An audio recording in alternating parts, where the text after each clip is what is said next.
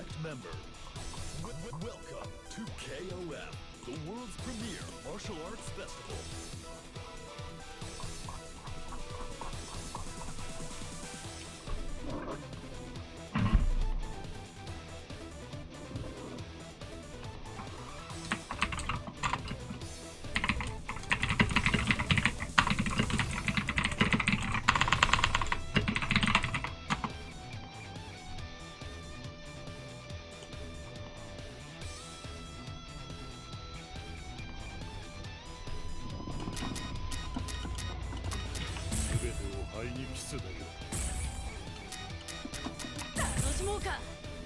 Select stage. It's about to be a party up in here!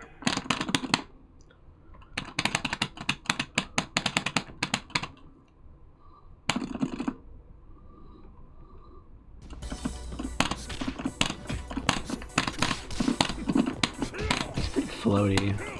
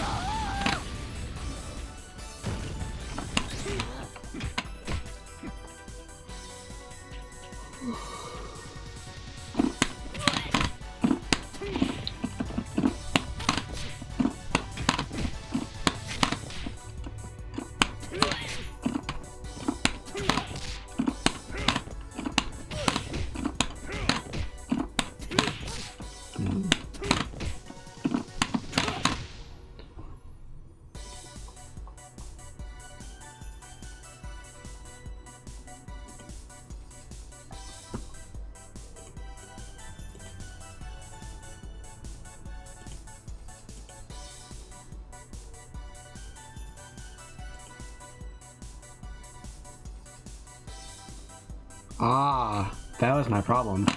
This is a 6-frame jab. Like, what? That's my problem. I kept trying to start combos like this, and it wasn't working.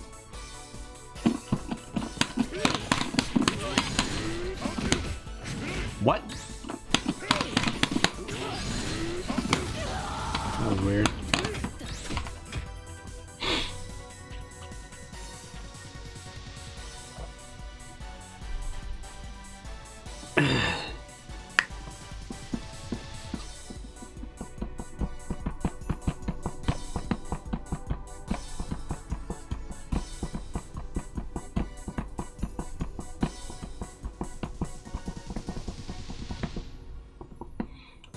I should basically always be doing low B, because low B is 4 frames, not 6 frames.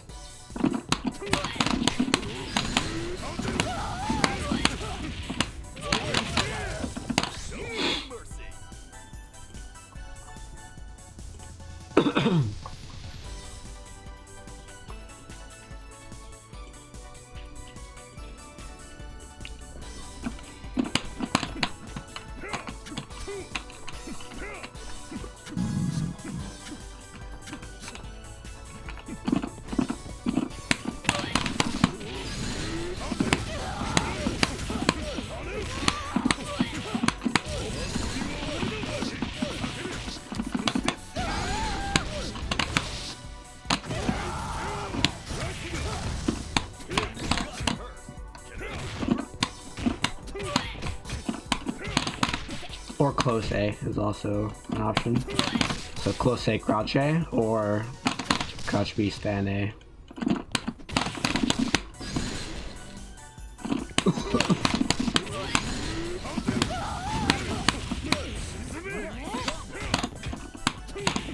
What's close B? 5. Okay, so close B is a high damage 5-frame low. I say high damage because it literally does more damage because it's 30 instead of 25, but it's also, it links into heavies.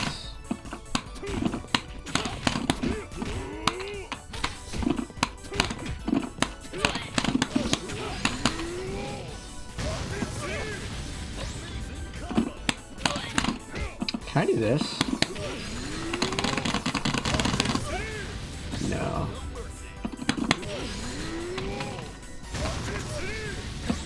It's always a reset.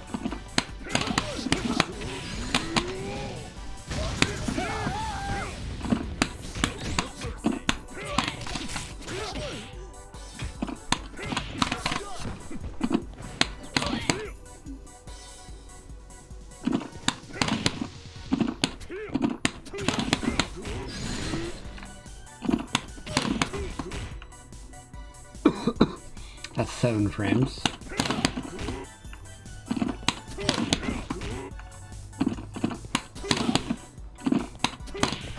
There it is.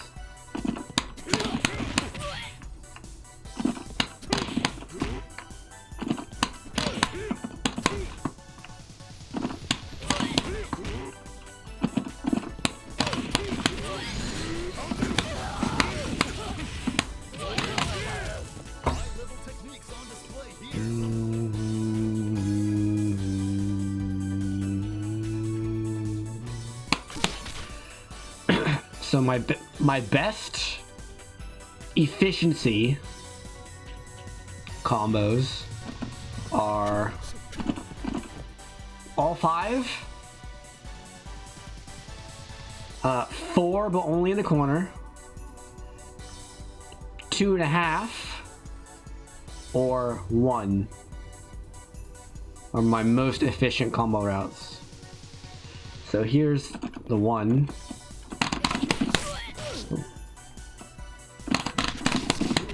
Oops, that's 2.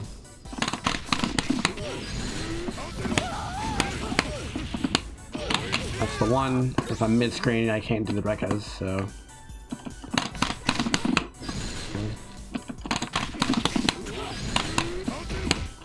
Why does it happen sometimes? Oh, I'd probably delay it on accident. It's the mid screen. The 2.5 would be this.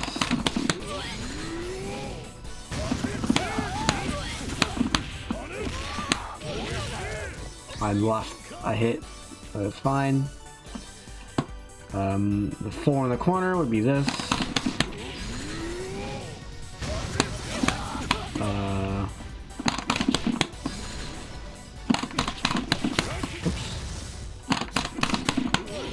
No.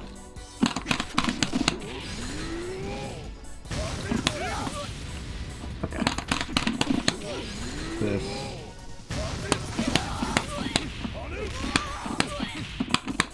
What?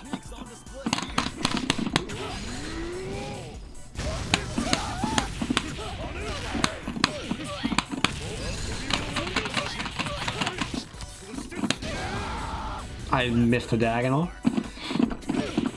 But it was just the super and then the OTG, because you have more max mode timer left.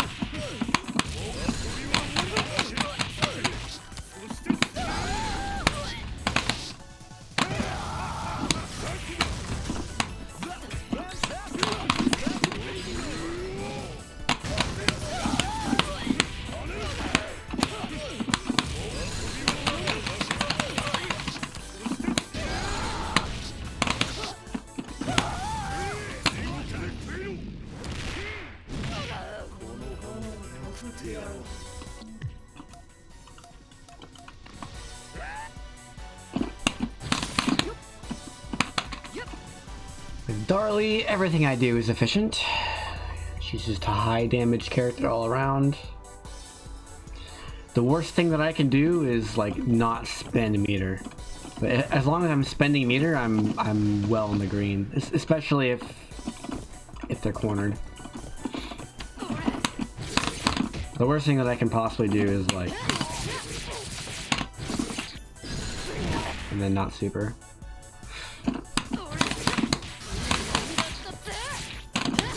The hard part is being efficient.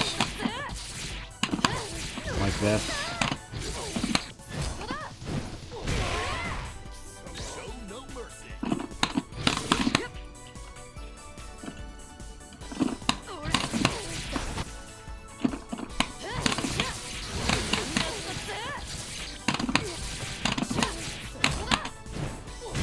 That's what happens if I'm not efficient and I'm making a mistake.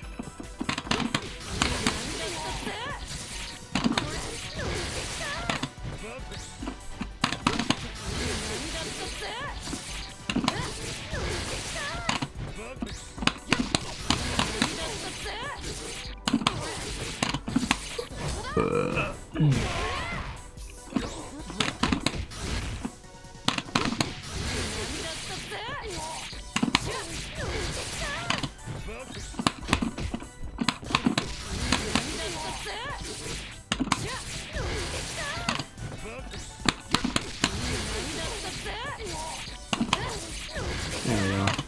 Nope.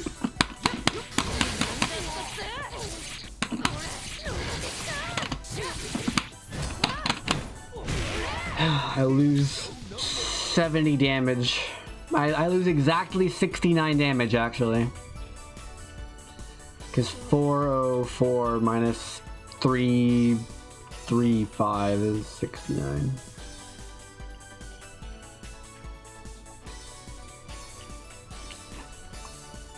Interesting. What do we do for this?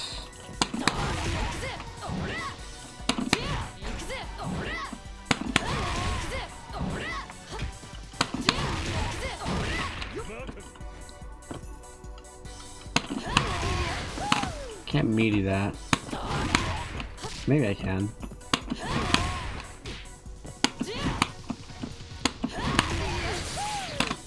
Combo?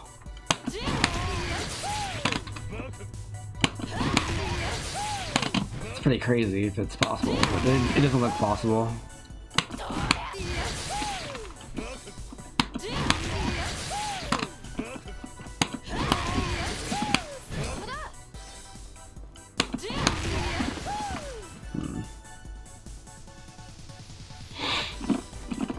Hi.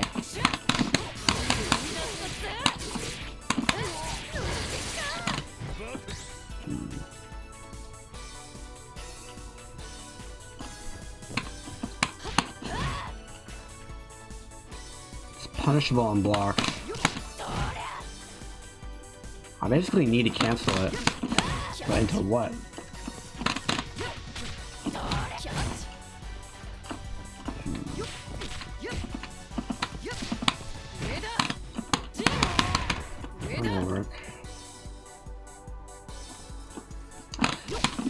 Okay, what's the mix up here? I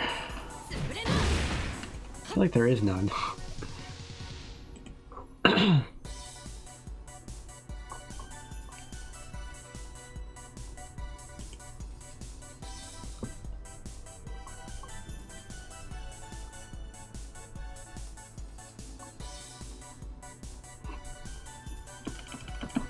So this...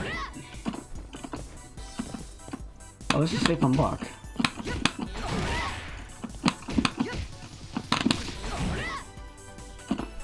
Ah, just do that.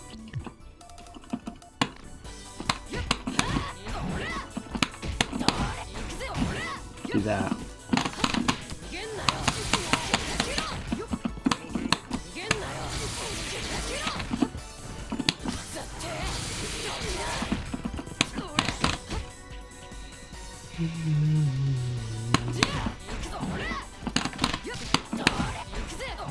Hard part is what happens if you're not close enough.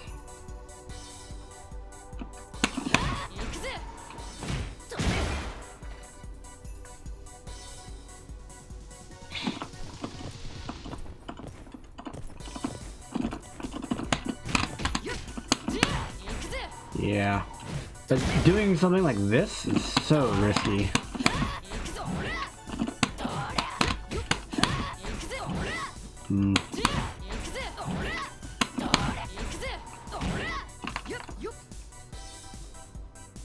That feels really, really weak. They might not know what's safe and what's not. It doesn't really change the fact that if they don't know if it's unsafe or not, they're going to assume it's unsafe and try to punish it, which is the problem. So, like, assuming they try to press buttons here, like, what is the counter? I don't think there is one.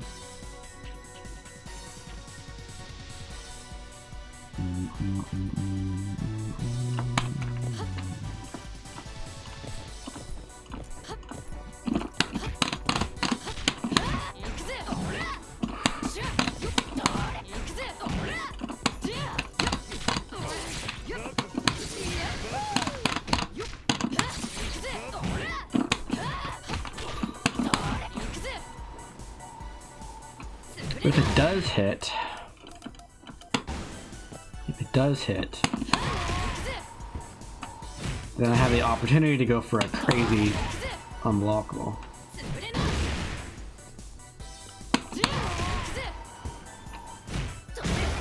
Didn't quite get it. Yeah, there's a sound cue.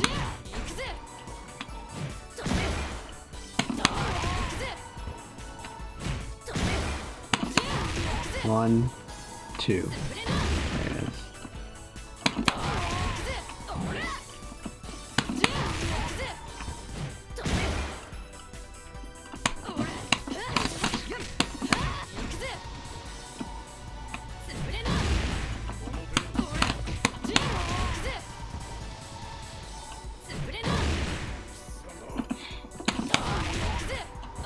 Right. So if they do block this, I'm at disadvantage for sure because I'm forced to go for the Rekka mix-up.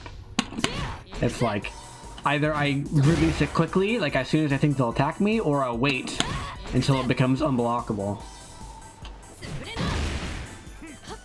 And even then, if no, that still doesn't work. Even if it becomes unblockable, it loses the first hit, which means that they can just press a button at the same time every time, and it beats every option. So this only works like mid-screen.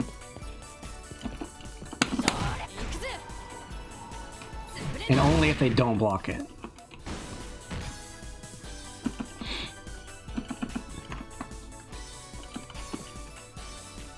Oh.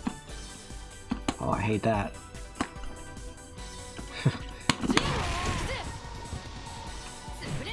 Right, this is only a mix-up if yeah, that's bad.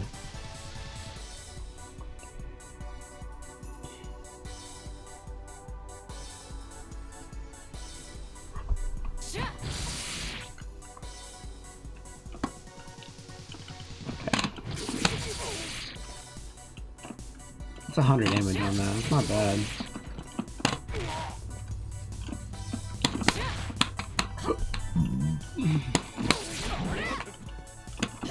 I wish you can cancel it, but you can't.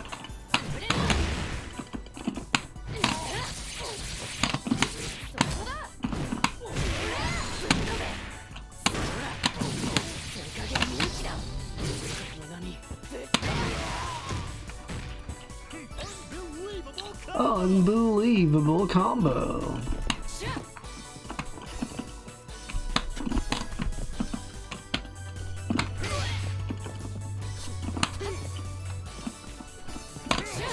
How do I anti-air with this character?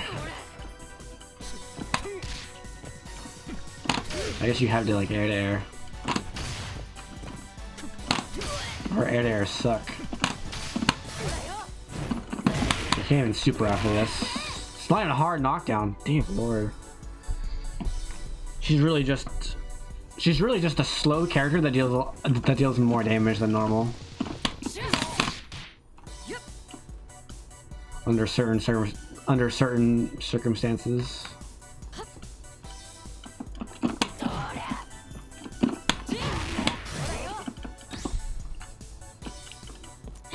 Like, it would be one thing if she had this, but like she can do it, but this move sucks. Like, if this were a better move, I didn't do this.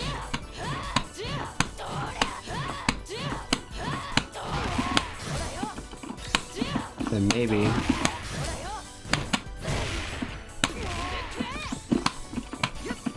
But she's like relying on the opponent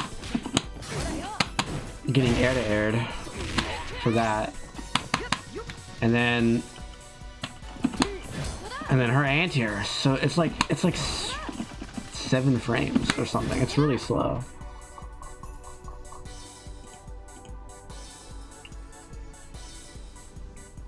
It's 10 frames. Her anti-air is 10 frames. But if you get it, you get a super. Wrong super, but you get a super.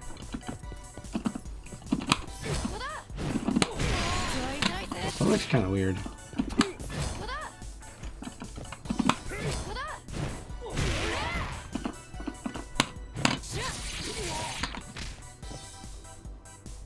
Oh man.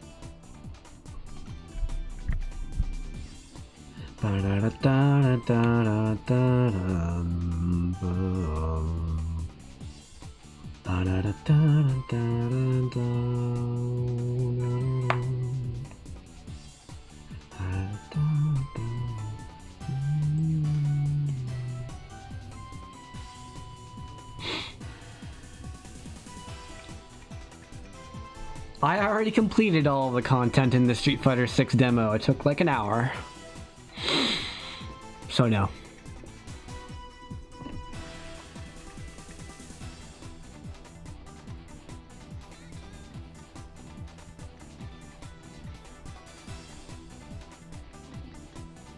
We got a month and a week before the game comes out. Off stream, how was it? There's no online, there's no training mode, and you only have Ryu and Luke. And you can play the basic tutorials, not all the tutorials, but the basic tutorials. And the tutorial of the open world segment. And you're forced to use modern control type for the open world segment.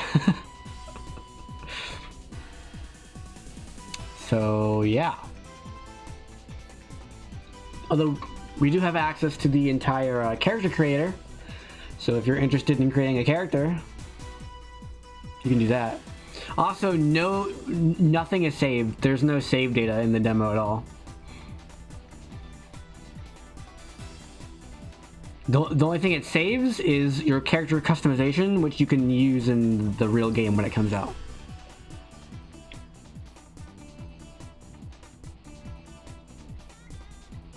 Why is he not joining?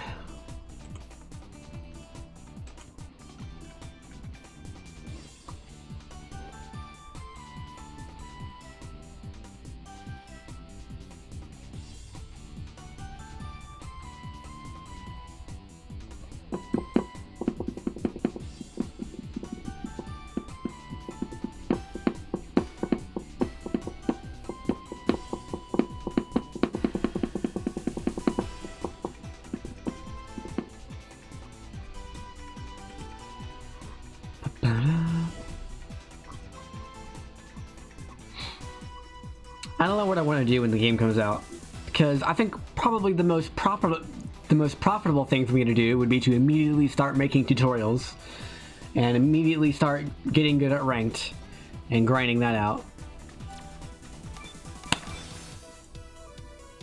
Select members. A battle unlike any other is about to begin. I don't like Darley. Who's my middle?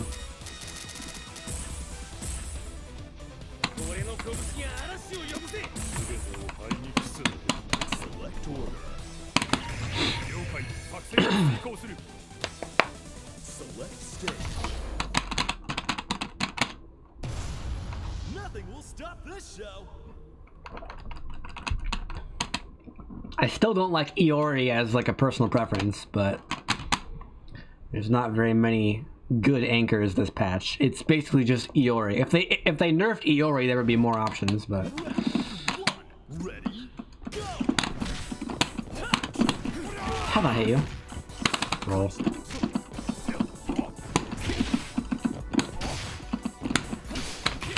That move just does everything for you, huh?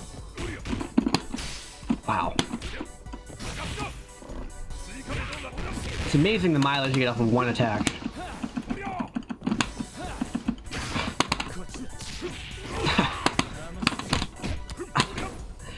If this were KoF 13, that would have worked, but it's not. It's not KoF 13. Round 2. Ready, go.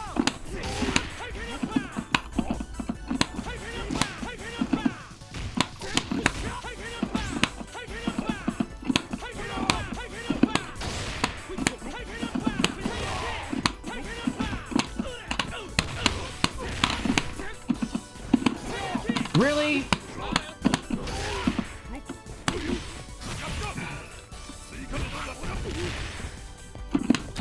I did DP, but he just threw me out of it, I guess. I'm gonna do it again. Or not. What is happening?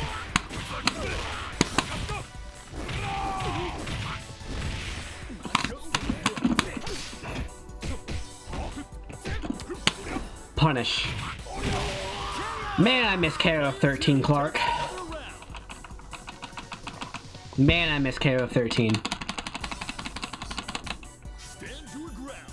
Ready?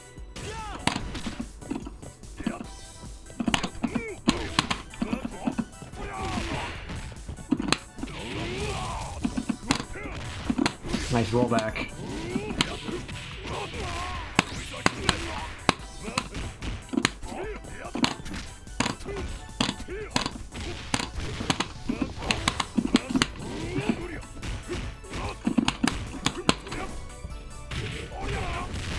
No super? I did DP again. There's a super.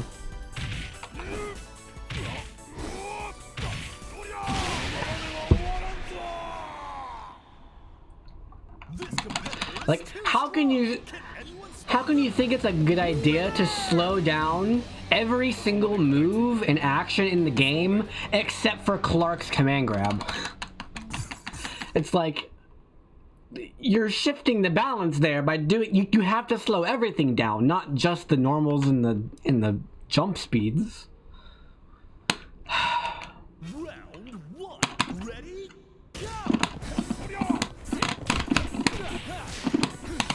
This guy's connection is not very good.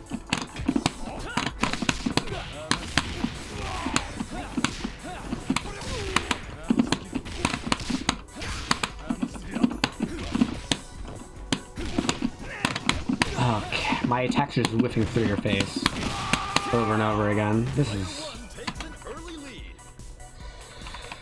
is bad. If you're watching the stream, please don't. It's messing with our connection. Pause the stream. Nice throw attempt.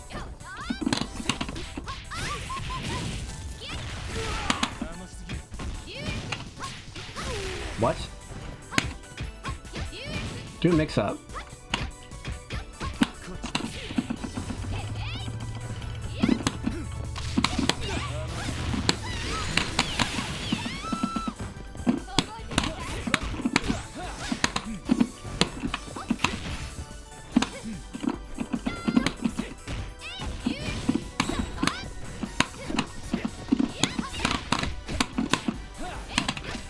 They buffered that, really?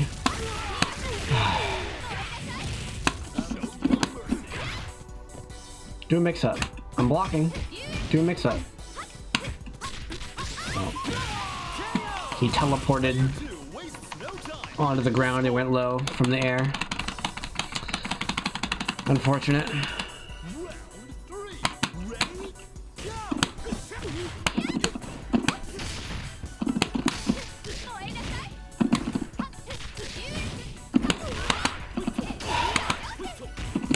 Nice looking projectile they got there.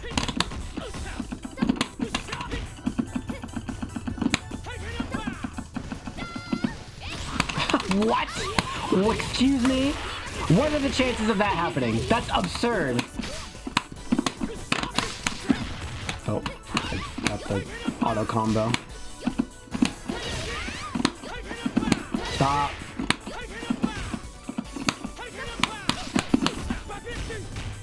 I should have done overhead. That was not a cross set, by the way. I held left and it blocked.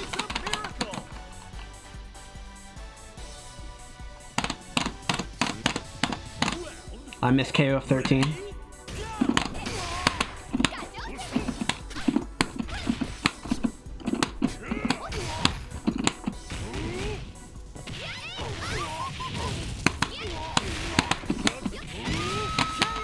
Alright, good thing I have 5 meters. I just one-shot him with this character.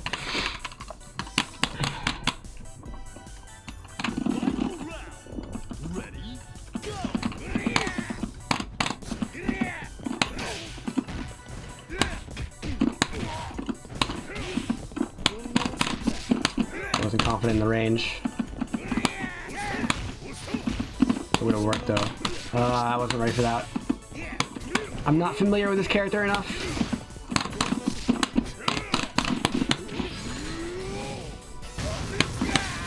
No! I wasn't close enough to the corner. Oh, I missed my my crouch heavy punch. Don't jump!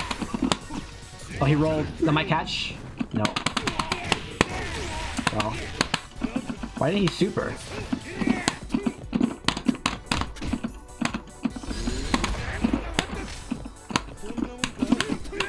Got him. Oh.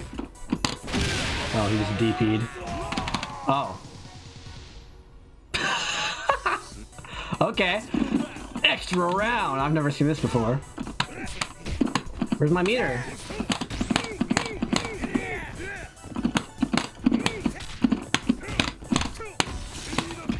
I cannot believe you just blocked that.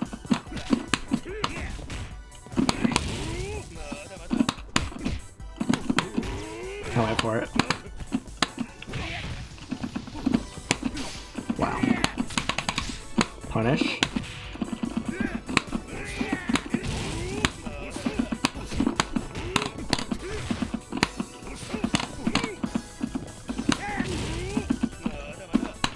Rolled. Well, he guessed right. Oh.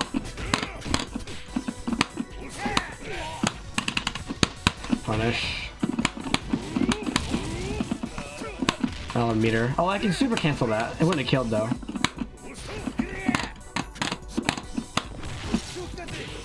What is this, KoF 14? Where's my roll? I love meter! I was a pixel off the super, man. I was a pixel off. Well, that was stupid. I wonder if the EX would have killed. It's very rare that you... It's very rare that you ever do a different combo route there, but that was probably one of the cases where you were supposed to do the other combo route. Ready, go! Of course we can hit you. And I can't punish because it's KoF 15, not 13. Yep. There's so many, like, do a mix-up. I guess that was a mix-up. He just jumped in my face.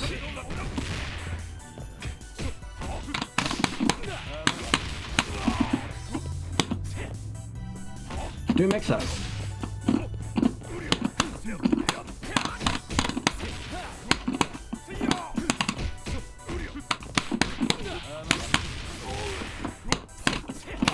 Why didn't that throw you? I don't know. I don't know how that happened. EX. How did I get quarter circle forward? I miss KoF 13.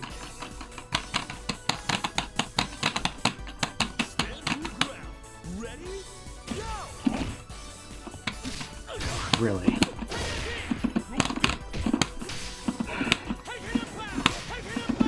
Nope. You're not allowed to do that. This isn't it's still KoF. It's not KoF 13, but it's still KoF. You can't do that. Some things haven't changed.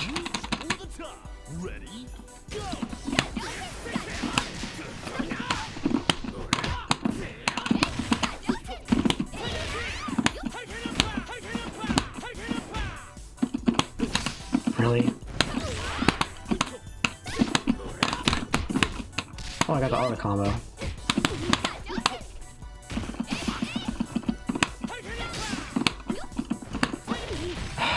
Right.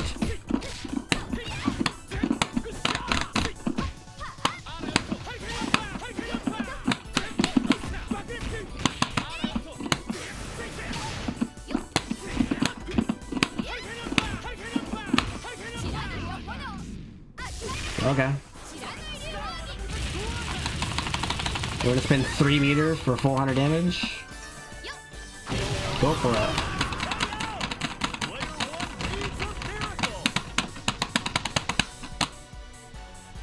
Just fly with me.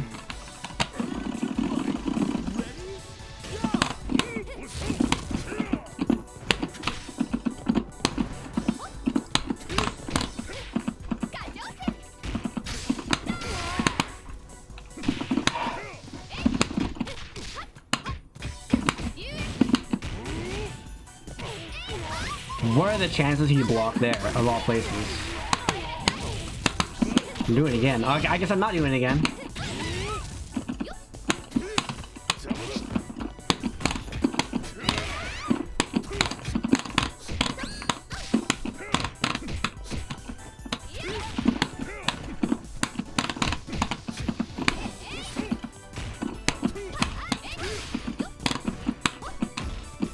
That was a cross-up, by the way.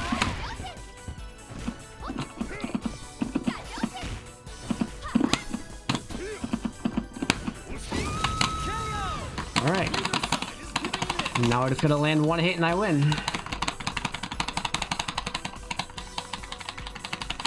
Or he lands one hit and he wins.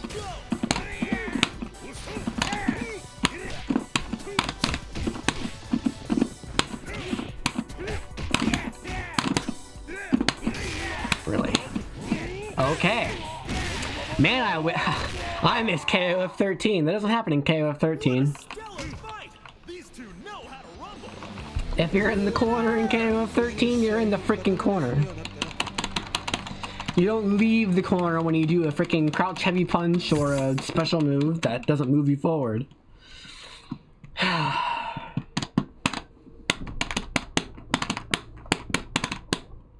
I miss KoF 13.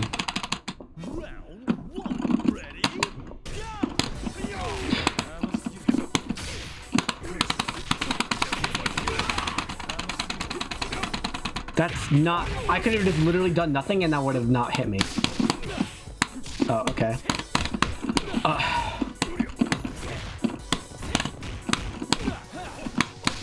You can't do that.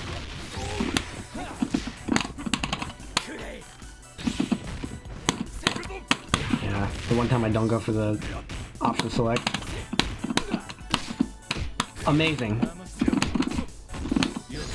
Not gonna punish. Obviously. Because they slowed down supers, and they slowed down normals, and they slowed down jump speeds, but they didn't slow down Clark's freaking command step, because why not?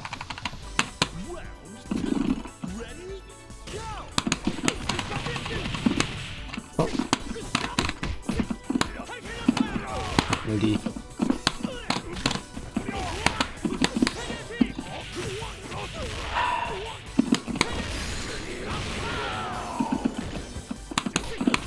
Oh, he didn't block.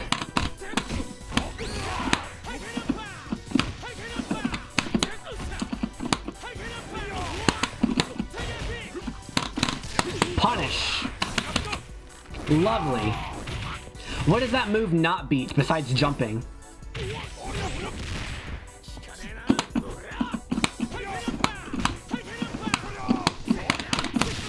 What does that move not beat? Hint, it beats everything.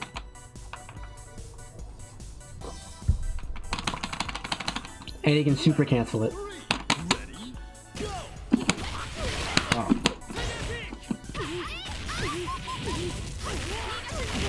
You understand the basic mix-up of DP or not DP, but you don't understand all the other mix-ups, because you've never frame-trapped me, and you never intentionally delayed your frame-trap, and you never done like a guard break threaten. Like you don't get the basic mix-up. I'm just not allowed to cross up, I guess.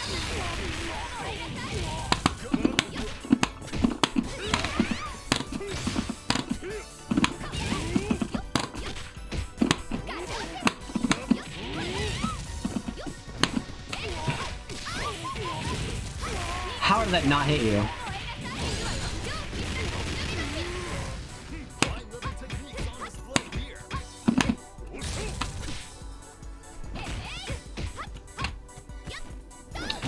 Okay.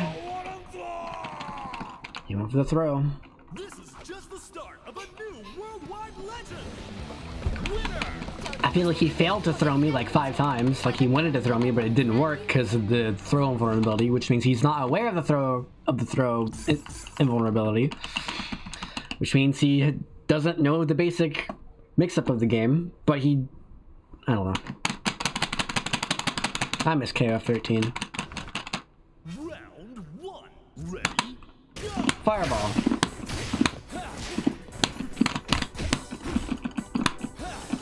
Nice internet connection.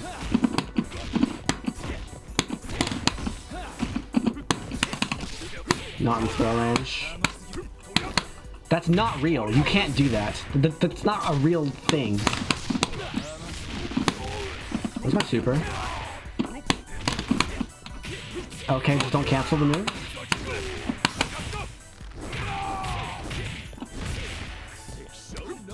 I guess wrong.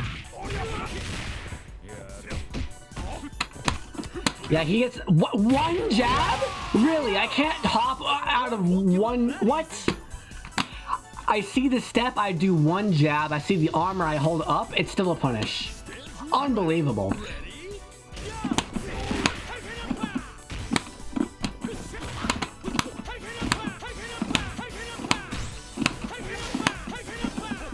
No. Okay, I guess you can. Punish. Okay. No.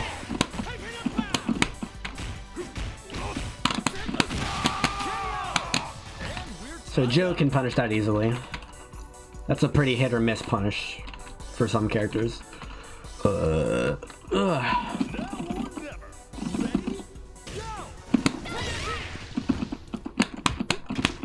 What just happened? My jab whiffed. Nice mix-up, bro.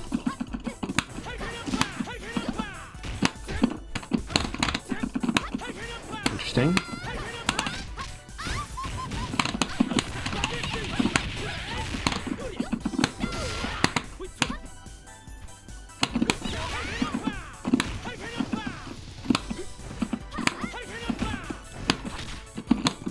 Yeah, lucky yes. Good job. That beat my DP.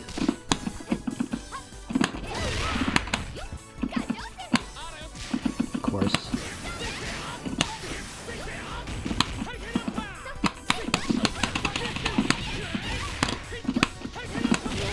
Of course.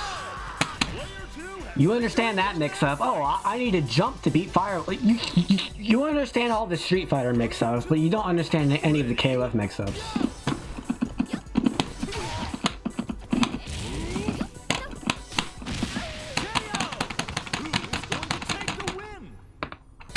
You know, you understand you need to block DPs and you need to wake up with invincible moves. Sometimes. You understand that part.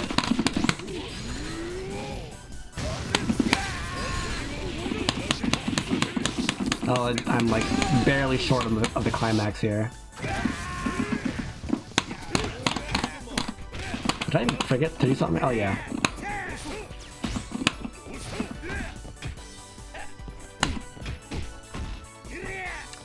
But like with a character like Ralph, you just can't hit me.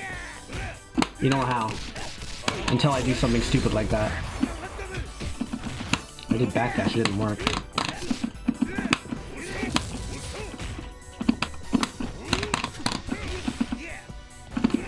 Like, how do you deal damage to me? If I just block. That should have hit you.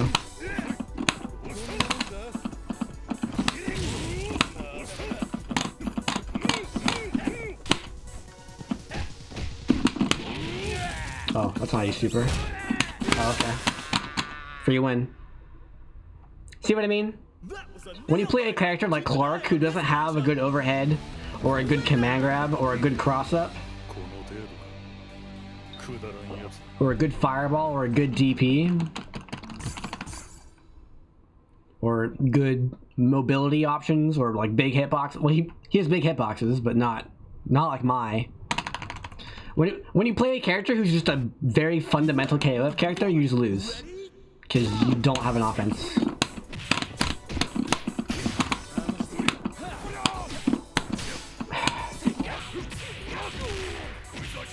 That's why you play Clark. And that's why you succeed with Clark. And that's why you should... And it's why you should stop playing Clark.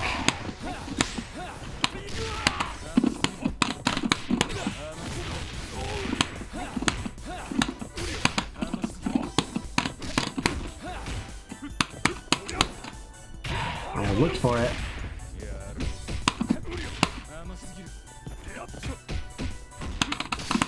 Oh, I dropped it. I wanted to hop, but it didn't hop because it froze for some reason. The whole game froze.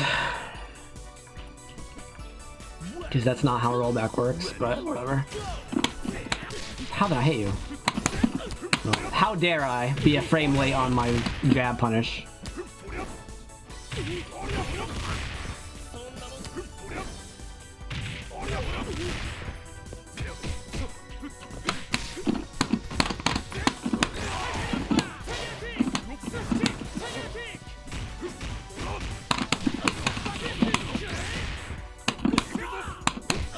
No punish, huh? That was DP. I guess it didn't want to give me the DP though. I wonder what it did. Like, what would it have done if it didn't DP? Because I held forward and it gave me a special move because it said counter hit, and you only get counter hits off of special moves. And I hit the light kick button, so there's really no other option it could have given me besides DP, but whatever.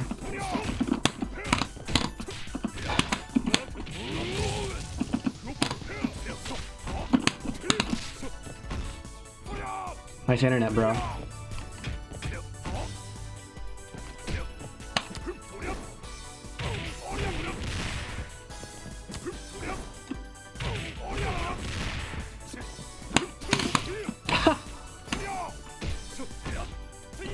Game, if I'm out of range of close heavy punch, give me far heavy punch.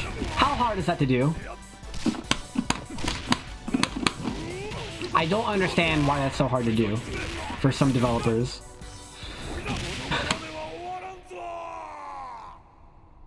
That's ridiculous.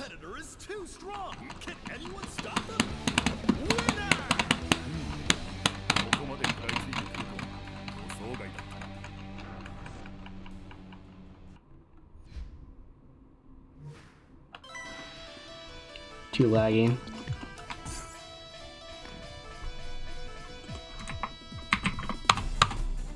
Nope, not that.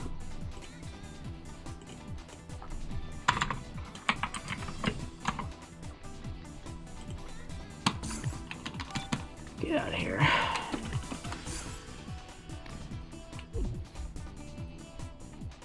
Like Zeke, if you ever see this, you need to play more characters like Ralph. There are huge chunks of the game that you're not playing. Because you're focused on Clark's command grabs and Mai's air mobility and cross-ups and stuff. Welcome to KoF, the world's premier martial arts festival.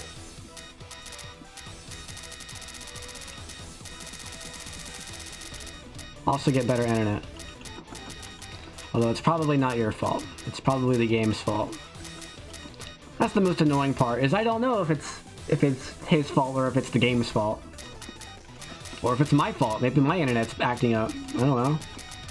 I mean, I'm streaming and I haven't dropped any frames, so probably not. But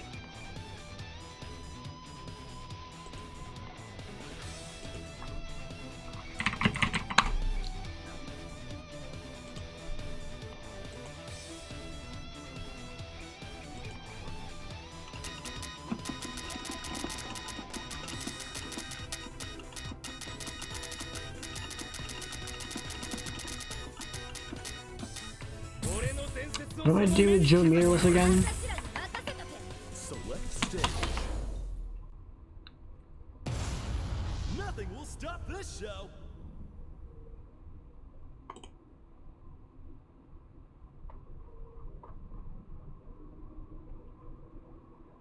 I just do DP, I guess. Don't do that.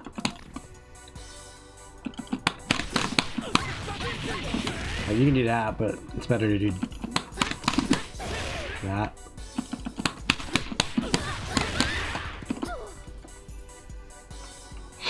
How would you ever not do that?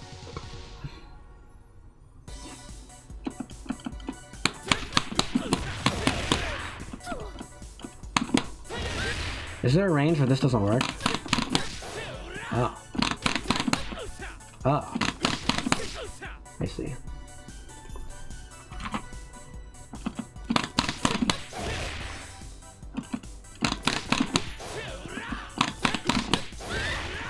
It kind of works. You can't get that, which is the important part. So if you're in a situation like that, you just do slash kick. But in either case, if you want to spend meter, you do this. Right.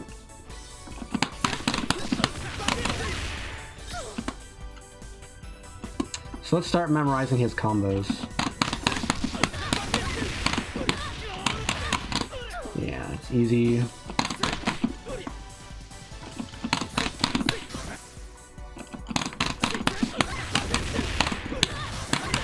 And then that.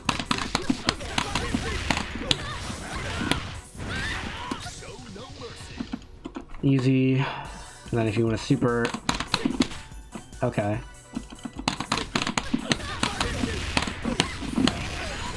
You do that.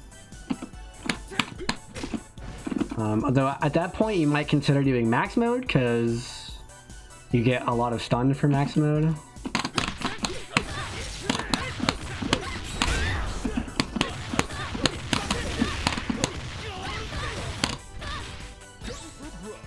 That was over 700 stun.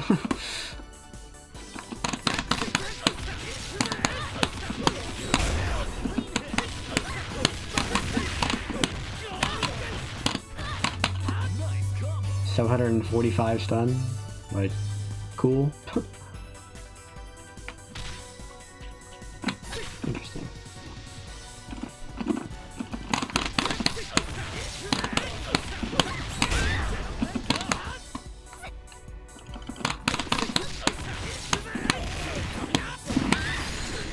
I wonder if that's ever viable. Probably not.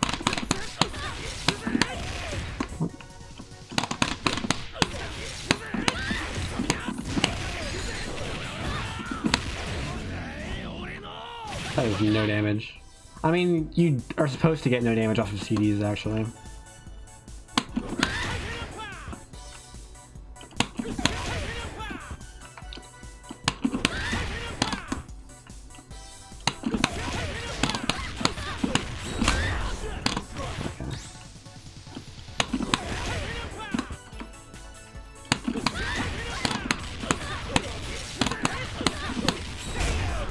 I guess it would be this.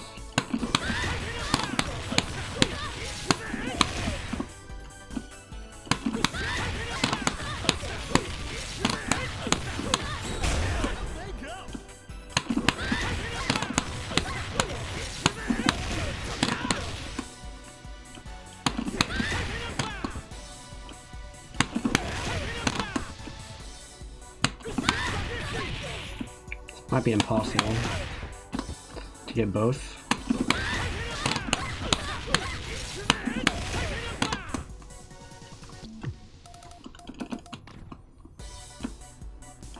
What?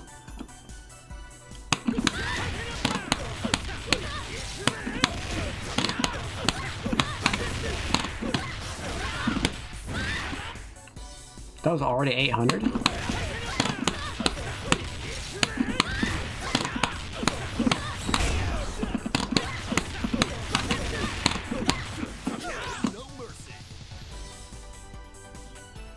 What was the combo? That's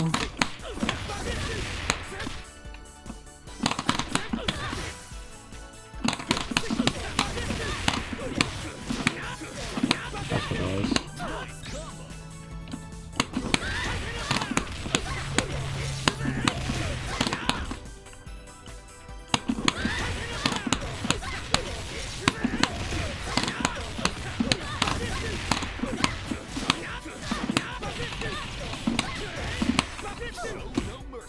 And then light DP.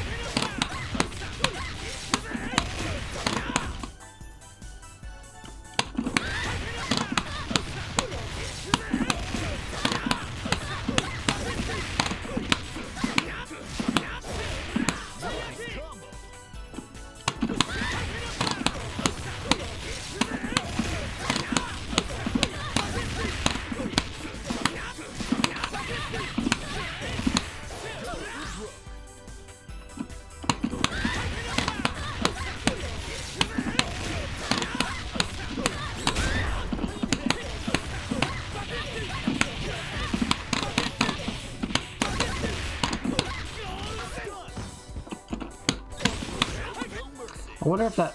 No, I think I tested that earlier and it doesn't work. If it resets your Shadow Strike. Because you only get one Shadow Strike per combo.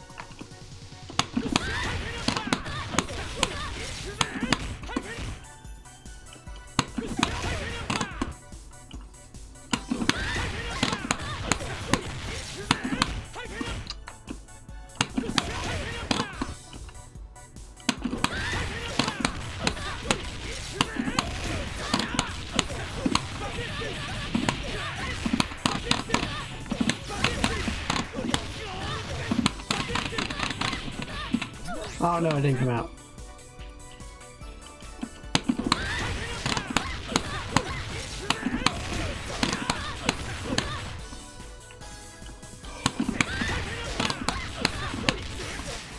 I guess it would make sense to shatter and then max.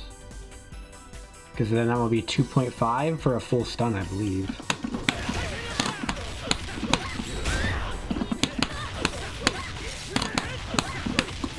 I'm not sure. But whatever.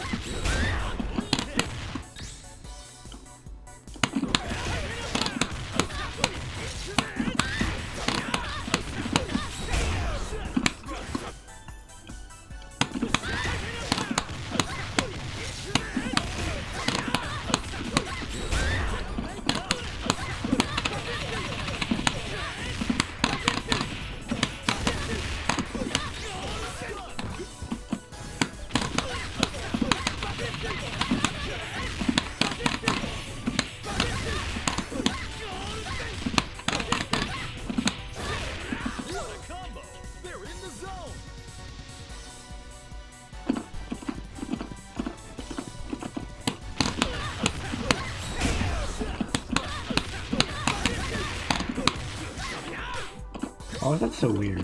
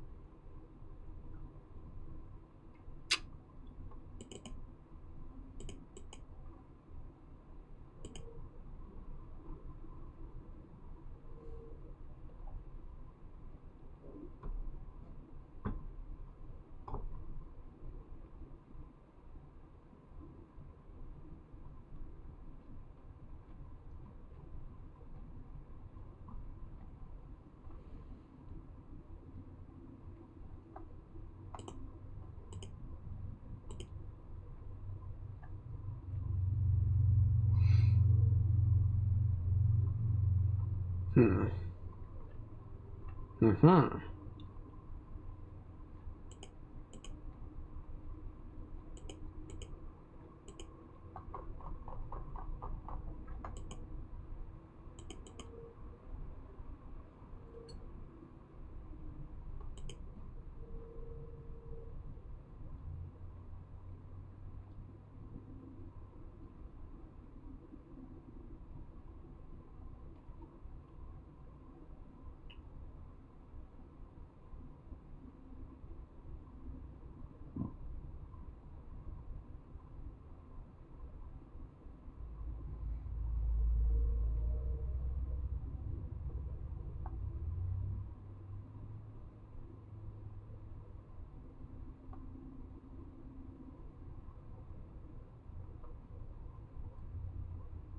Mm-hmm.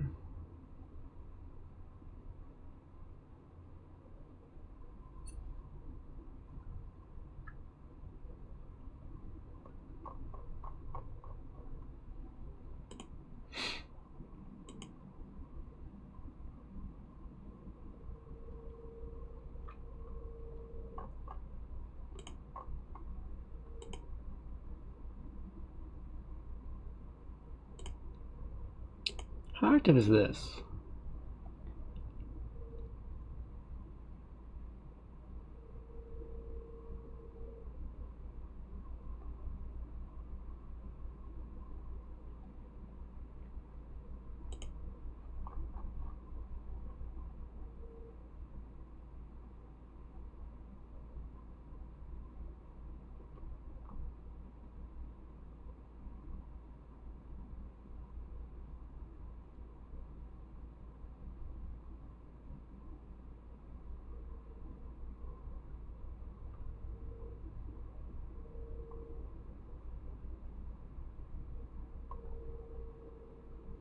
Huh.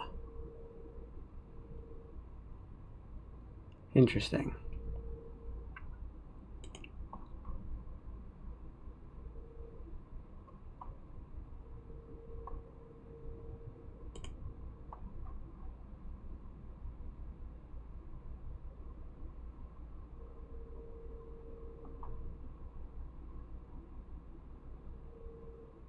Ah.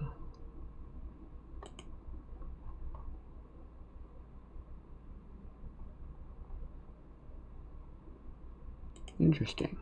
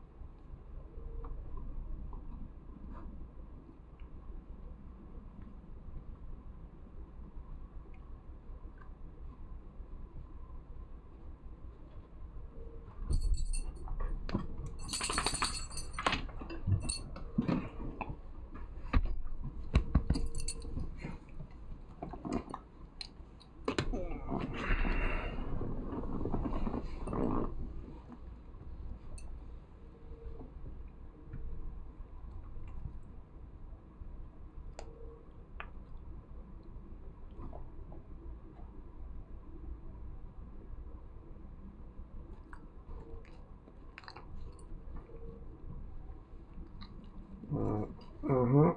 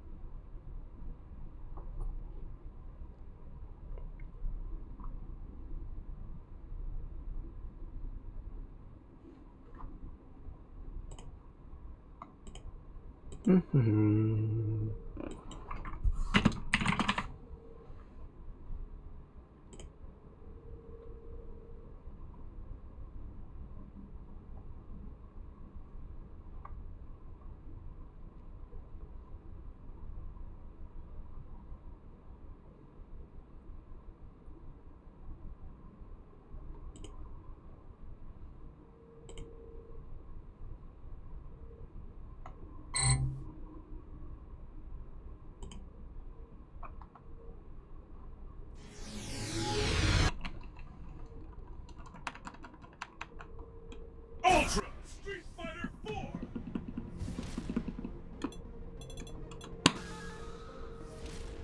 It's been a minute since I played this game.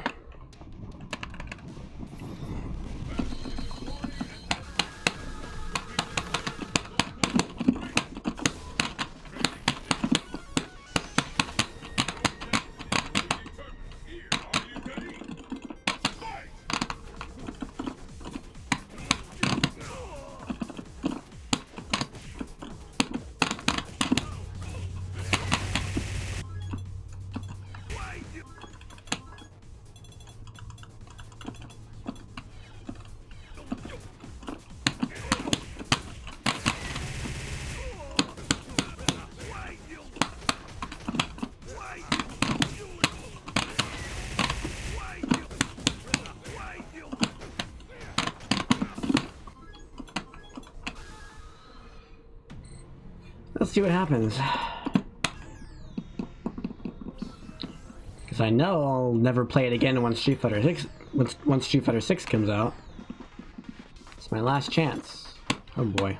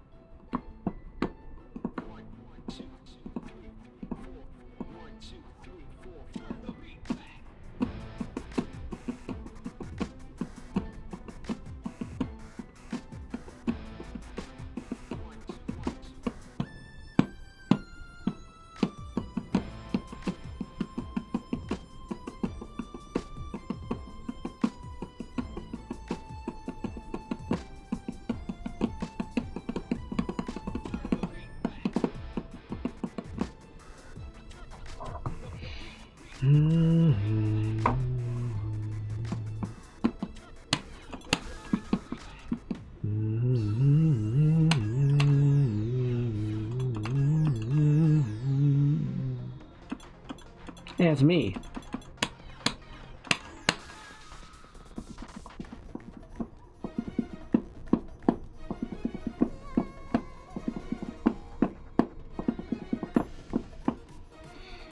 Good to know the old glitches are still there.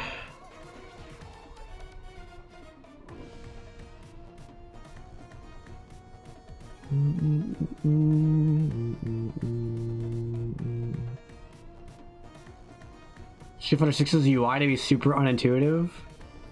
The main menu UI is pretty bonkers. Very stylized, but kind of hard to follow.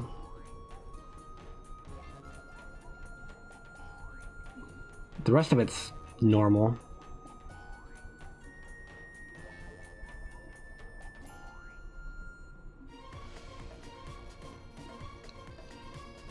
So the way the main menu works is you have 3 big icons, and when you're hovering over one icon, it'll like light up, and then the rest of the screen will be like an image that displays the content of what you're clicking on. But just the way things move around, it's really hard to tell what you're selecting.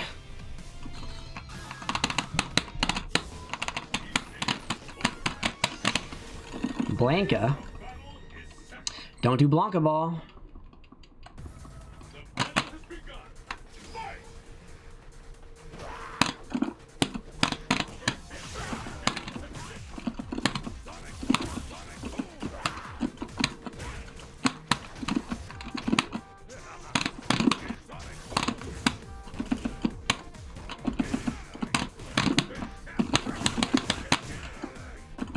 do up ball. I said don't do up ball.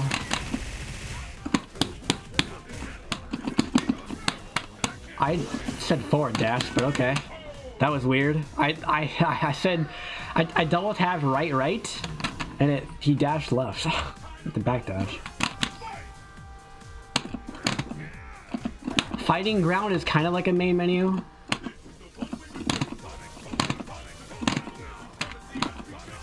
Got him. Punish. Okay.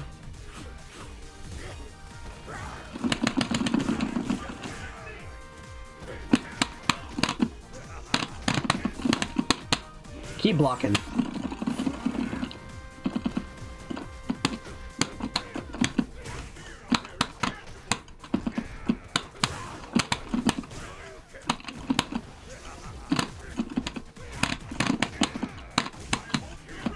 Punish? Nope.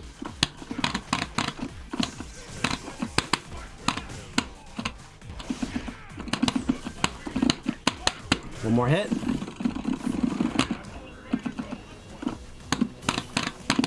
Got it. He guessed wrong! Yay! I won! He guessed wrong. Street Fighter 4. I love this game. I have 1,300 hours on the Steam version of this game. It's a lot of hours.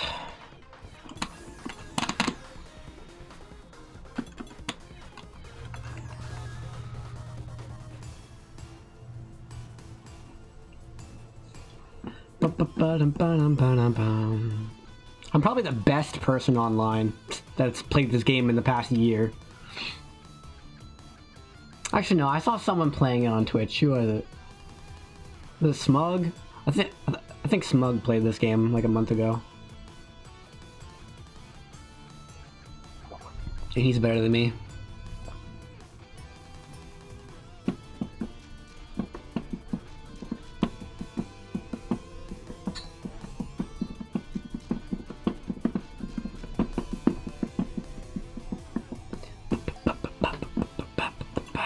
What flag is that? No, puppy. No. No. Looks African. But I have no clue where that's from. It could be South American. In either case, if I don't recognize the flag, you probably don't have a good internet connection. So, how do I have 800 points? What the heck? I usually have like 2k. Oh, this is not good. Oh boy.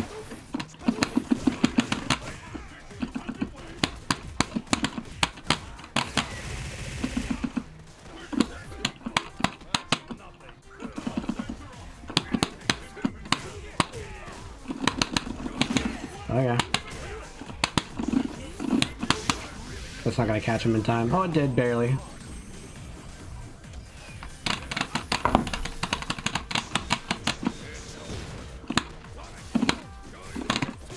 Oh.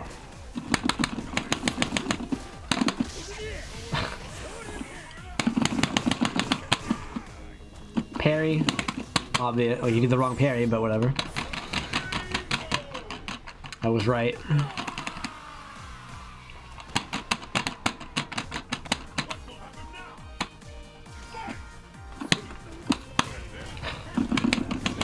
What? Excuse me? Whatever.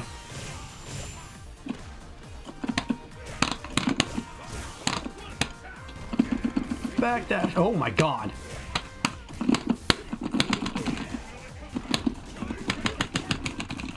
Nice punish, bro.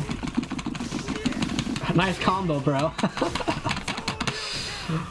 Oh man. I held up forward, but okay. If you can't tell, this is horrible internet connection. It's like 10 frames of lag.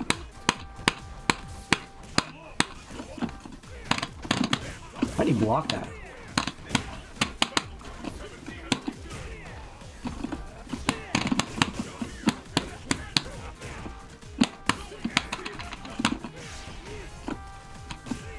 Really?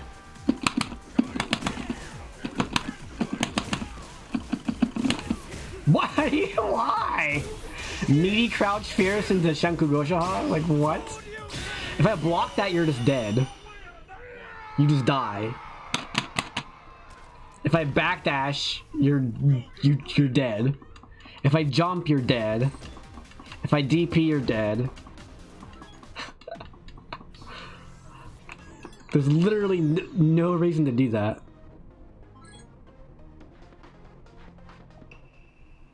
Street Fighter 4.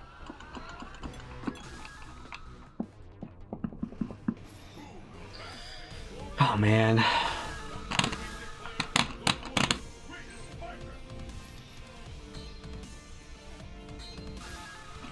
Random stage, really? This game has stages like this and you pick random stage?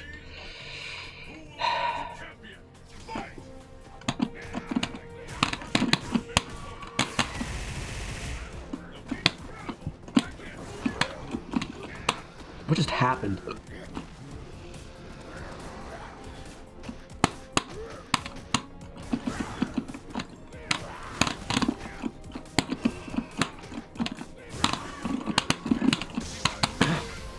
Got him.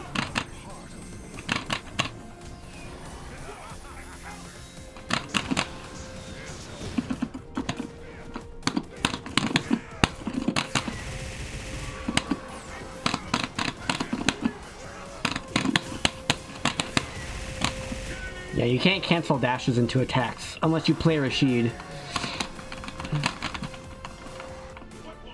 But we'll see how Rashid works.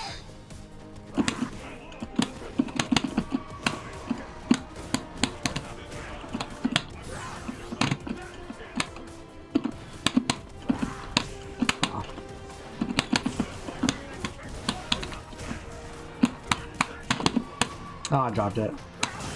So did he, though.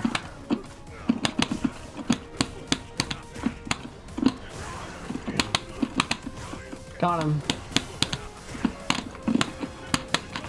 Outplayed.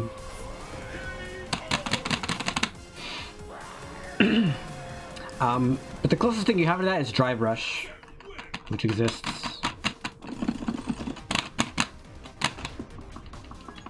But because you have so much less control over your movement, it's a much different mind game than King of Fighters.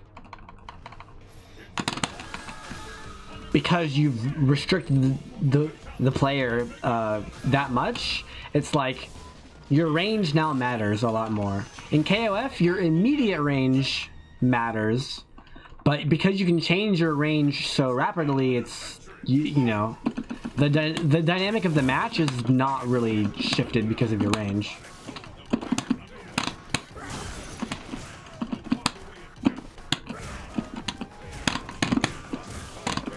Wow. Punish?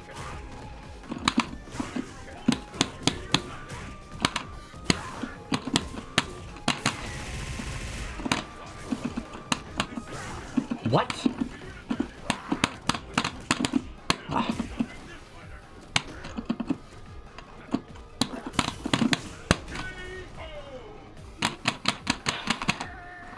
And a very interesting thing happens when you can't be in your opponent's face in 5 frames all the time.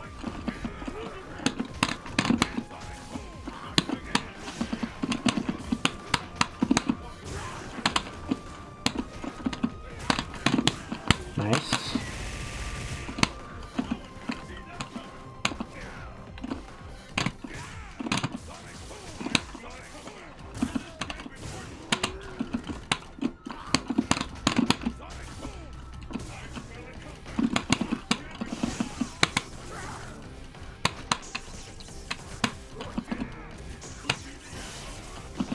No way. The voice acting isn't good. Okay. Play on Japanese.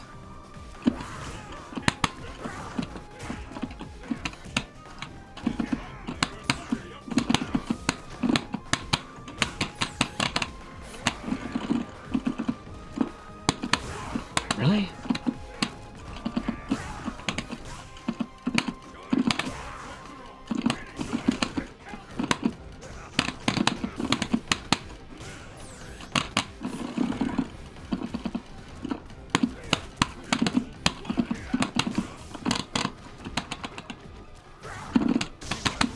slow.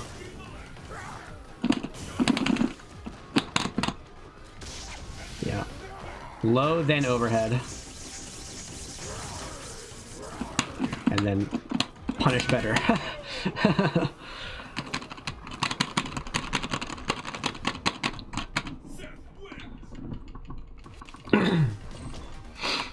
And what's wrong with the combo system? The combo system has not changed since Street Fighter 4. This game. Oops. Hopefully I join the same guy.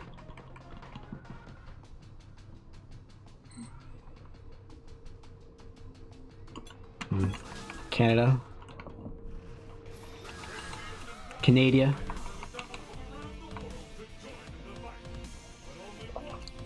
Even Street Fighter Cross Tekken is basically the exact same combo system, just a little bit tweaked.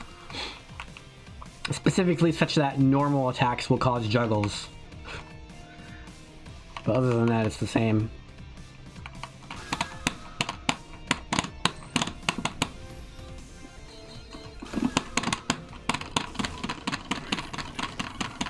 Third strike was different. Third strike counted the number of...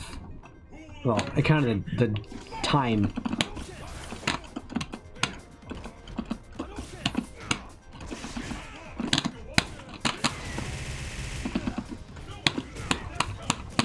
Yeah, I've played this game before.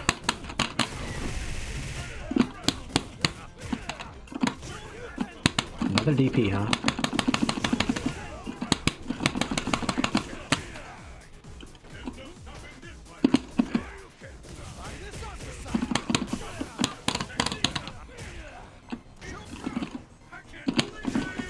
Third Strike's juggle system is just different. Street Fighter 4 and onward has like a juggle point system where you have a certain number of hits before you can't juggle anymore.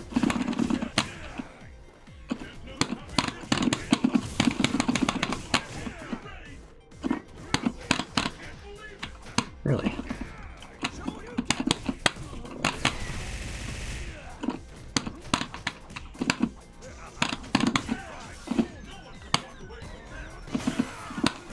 Oh, I didn't do a quarter circle.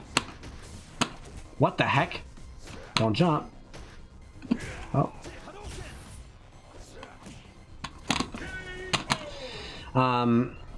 So, and the way it works is it's like tiered. So your first hit can be like anything, then your second hit can be only certain moves, then your third hit can be only certain moves, then your fourth hit, etc. And eventually you just run out of moves that can work. Like I'll show it here. Here's a good example. Dudley. I guess Dudley.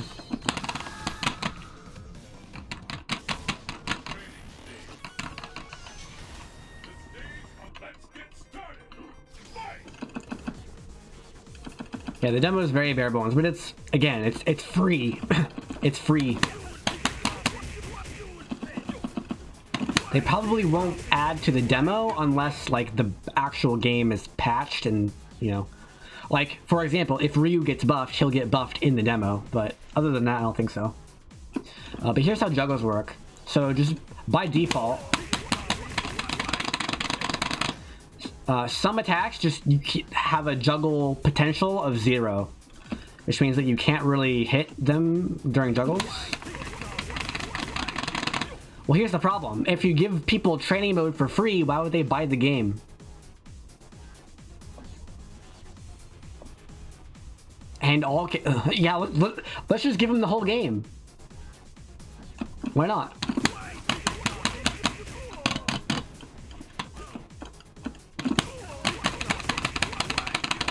Well, they can't play online. Parsec.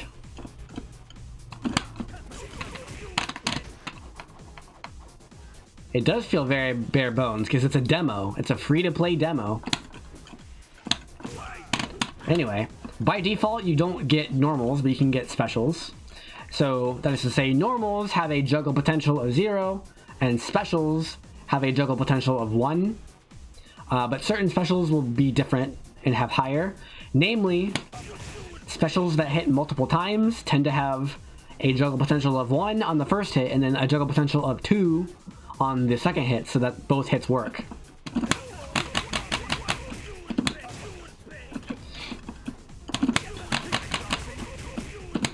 Not this one though.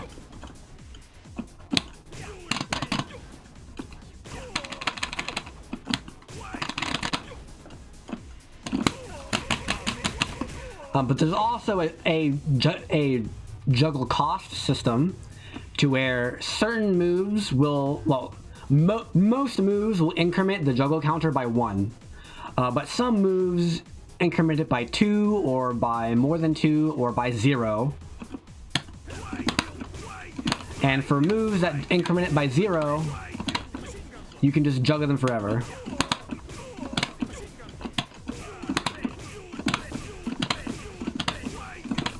These usually cost meters, so that you can't literally do it forever.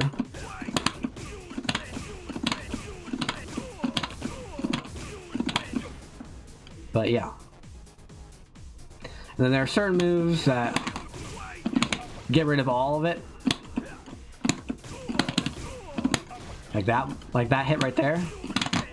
I can't do anything here.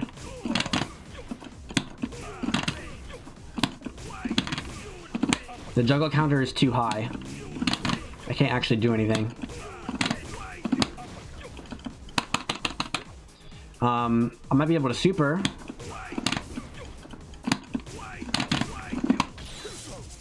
Okay, that works.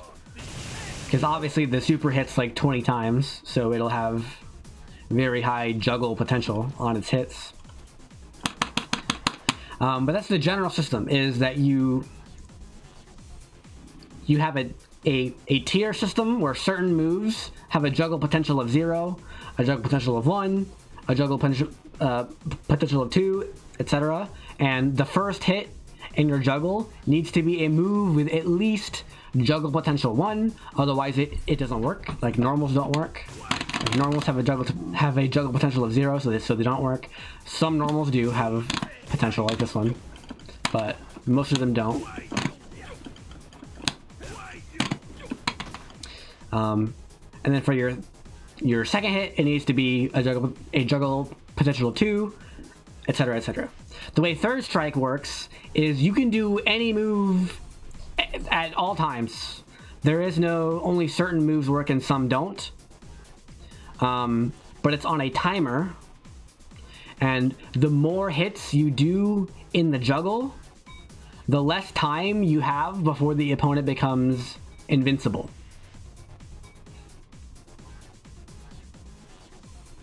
And the way the numbers work out, it's basically you get 6 hits of whatever you want. That's basically how it works. Because the timer is very long, very long, very long, very long, very long, kind of long, and then virtually 0. Street Fighter wasn't built around juggles? Tell that to Dudley.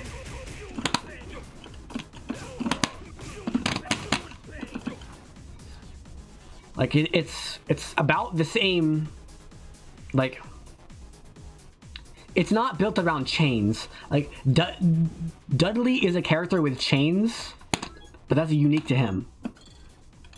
Like, all of these are chains. They're like built-in Tekken chains.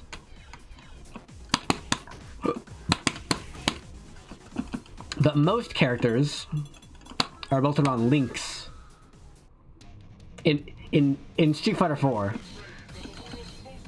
most characters are built around links. Like I'll just pick a random character, and I'll show you some links.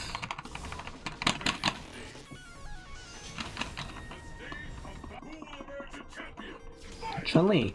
Chun-Li can do some chains with her lights, but the main thing you have to know here is that if you chain into a move, it's no longer cancelable into specials.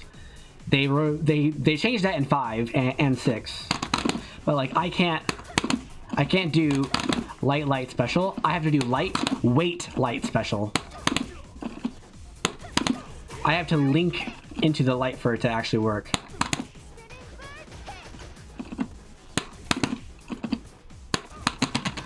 And most of your combos will use links. Like that one.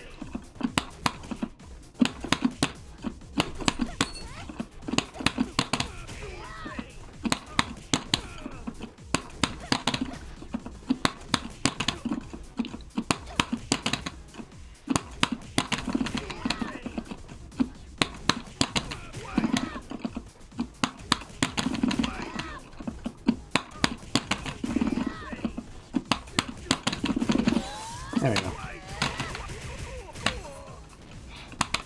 Right. Do you think you'll come to prefer Street Fighter 6 over KoF? Maybe KoF 15, but not 13. That's for sure. And even then, I doubt it. Like, the current state of KoF 15, maybe. But if they get rid of reversal throws, and if they change Clark and all the other characters that are weird and don't play KoF, and if they fix the netcode, and if they add dual on, then I probably will never say that Street Fighter is better than KoF.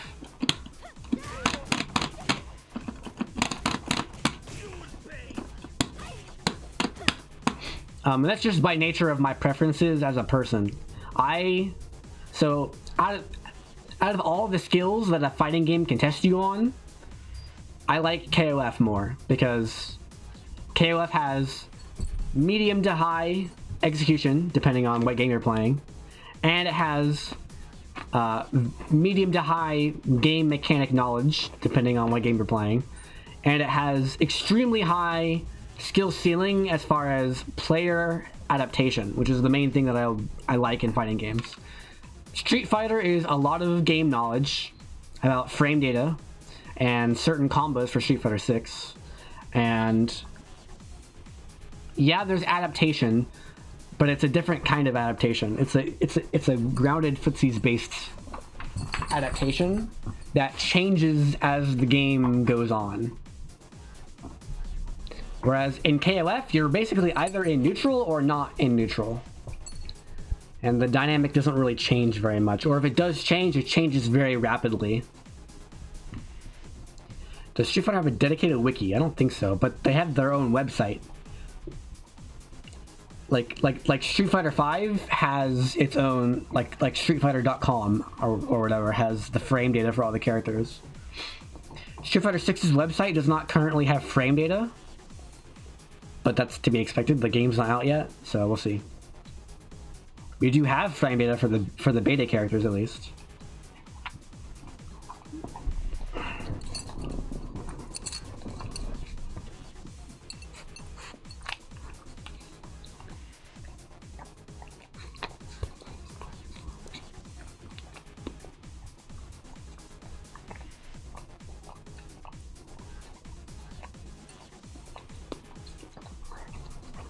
Yep, should have played the beta. The beta had 6 characters, full online, well, not full online, but Battle Hub online functionality and training mode.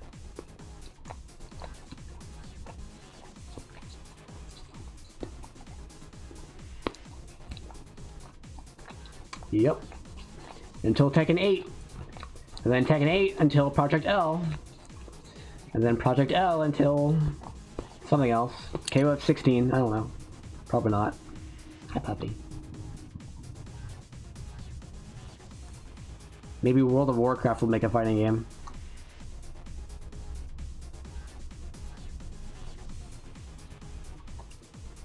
Or we'll all be dead.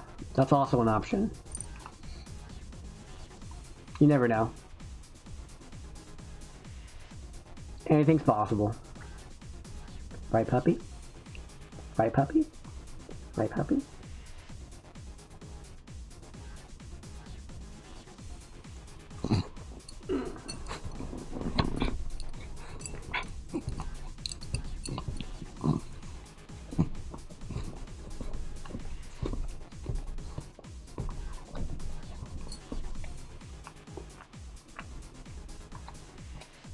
If you read the Bible, you'd find out.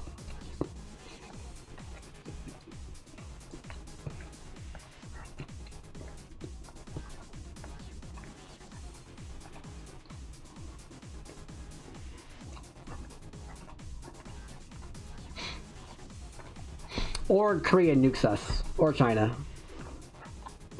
That's also possible.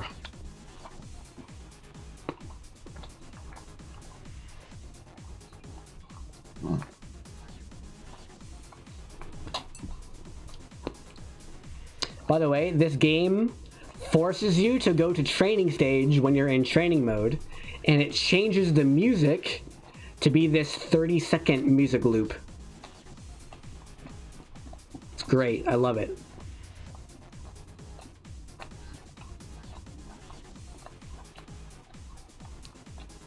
Hold on, where's it?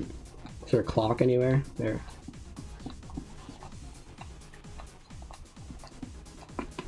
No, this game, Street Fighter 4. It's a 7.5-second loop of music.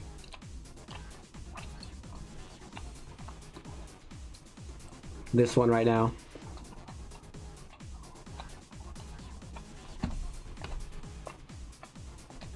And you can't change it. Anytime you go to training mode, you have this music or no music. When did Street Fighter 4 Vanilla was like 2008 or something. And it hasn't changed since then.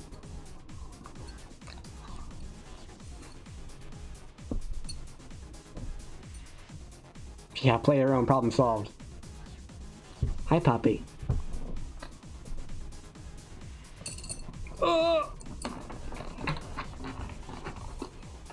What are you doing?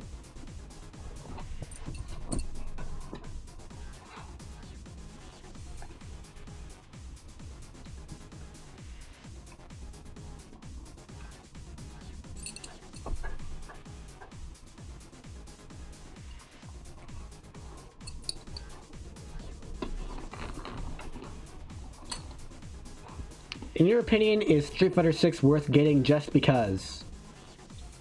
What does that mean?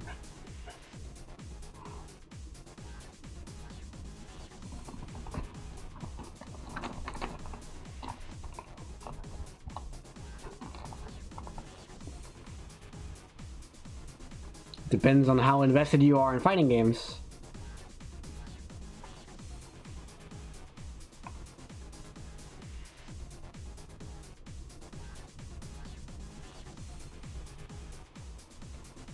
Like, there's several reasons to buy Street Fighter 6.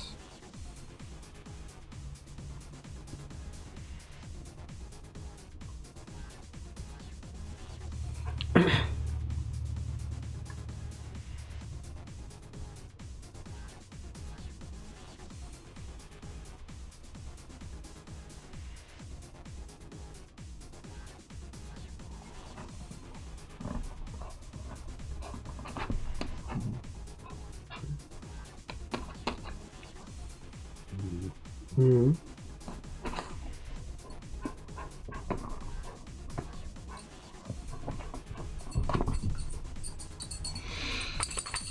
Five-minute break. Be right back.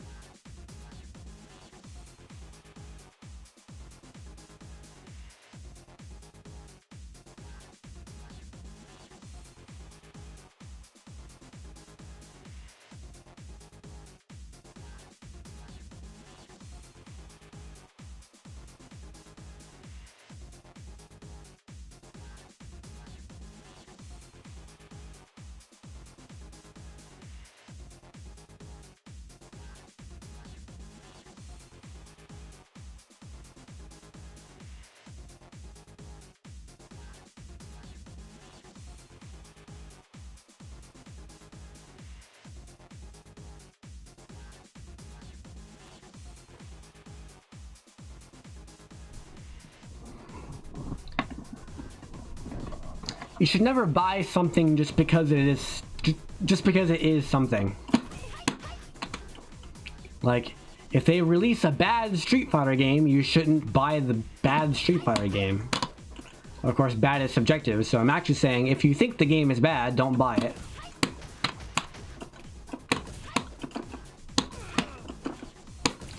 Because you're ruining the market. You're ruining the whole free market system by artificially increasing the demand for something that doesn't deserve to have a high demand. By intentionally not buying the bad game, they're more likely to realize, hey, this is a bad game, we should probably make a better game, so that people actually buy it. That's how the system's supposed to work.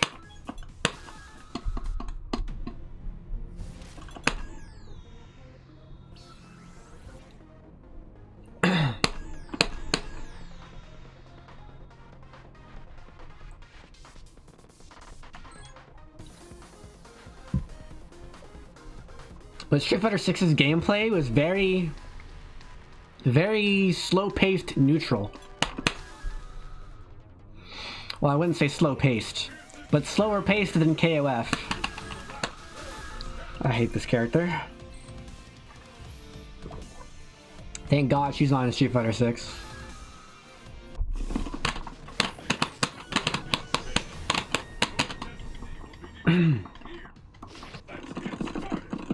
Don't do slide.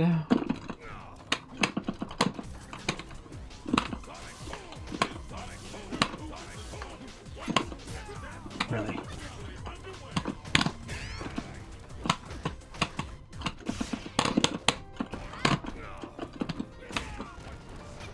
How did I quick rise?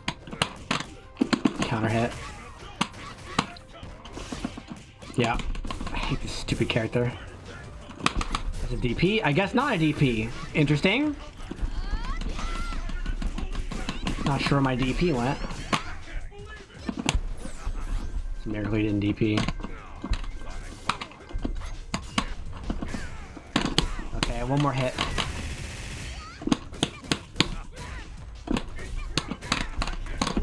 Ah, he ultra'd.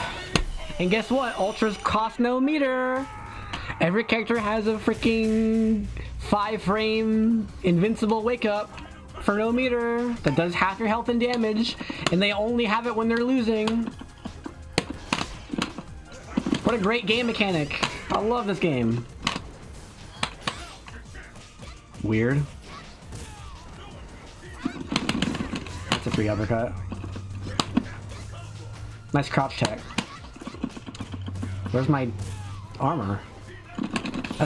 That's not an uppercut. Cool. Forgot this was in KoF. Ultra? I'll try it. Okay. His kunai setups suck.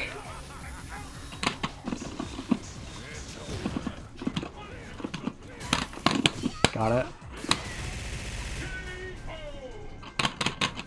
We're gonna do a drive. You have drive parry, drive impact, drive rush. You can cancel into drive rush for more meter.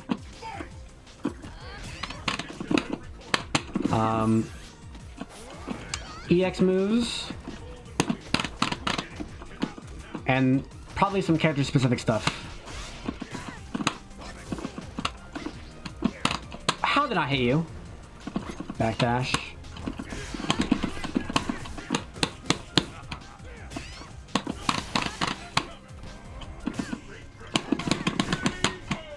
How do you cancel the drive rush? You just forward dash during your cancelable normal. So you're allowed to cancel into drive rush as if it were a special move. And it costs 3 of your 6 drive meters. And the fastest way to do raw drive rush is to do forward, parry, and then forward again.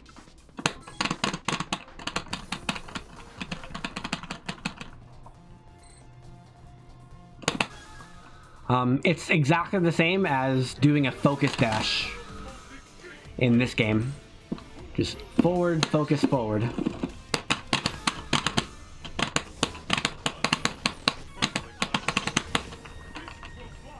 And that only costs one stock. So it's very good. What a stage. Oh, he actually hit it.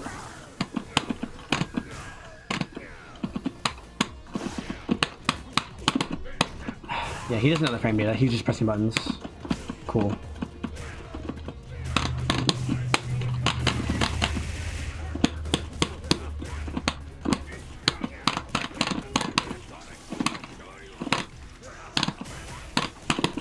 Missed it.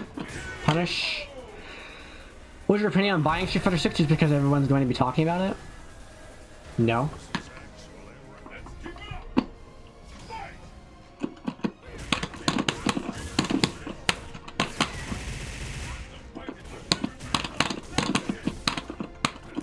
How do you jump out of that? DP. Oops, wrong button.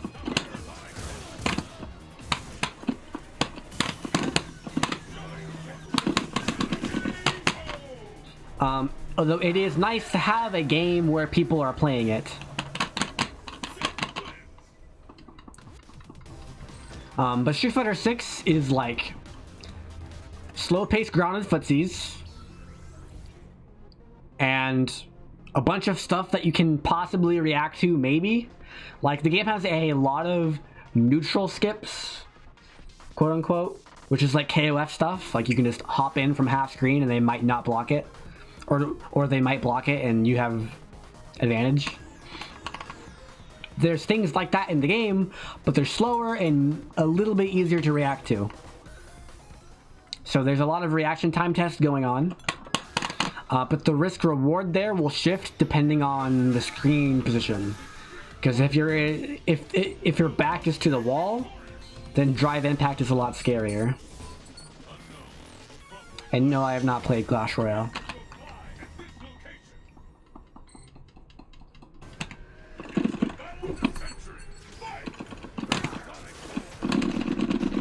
Oh, he blocked.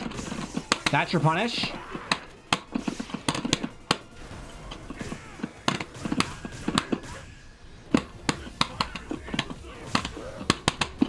Amazing.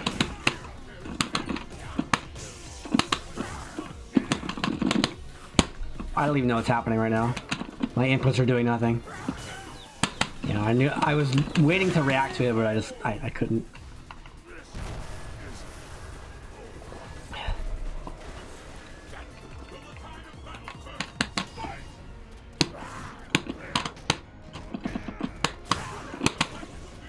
Okay.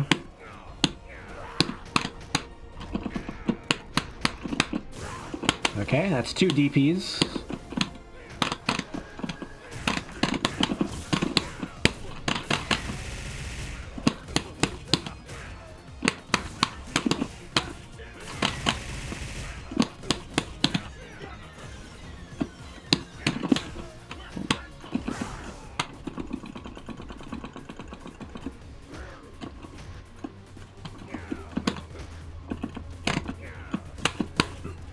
I don't even know what just happened.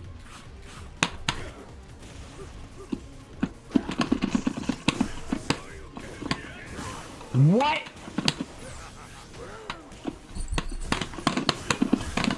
That was insane. He just DP'd backwards and it caught my dive kick. Like, what?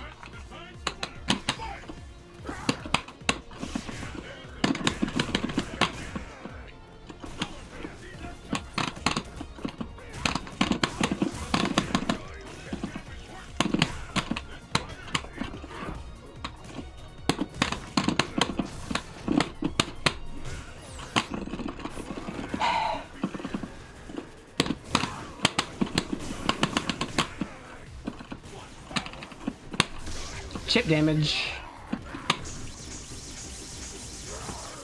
Oh, I didn't know it did that. I thought he always bounced in the air, but I was wrong.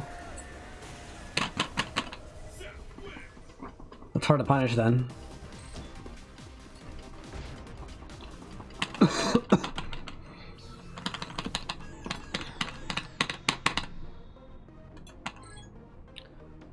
But like, just comparing Street Fighter 6 to KoF 15, They're fundamentally both fighting games, but your general game plan will be very different. Because in Street Fighter 6, you'll need to know exactly where you're standing at all times. And you'll need to know what's possible and what's not possible.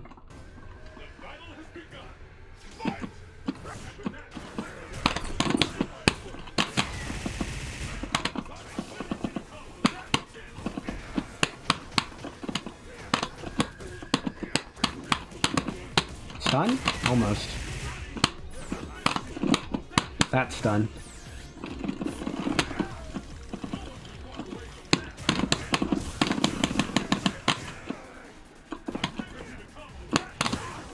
You really just DP'd?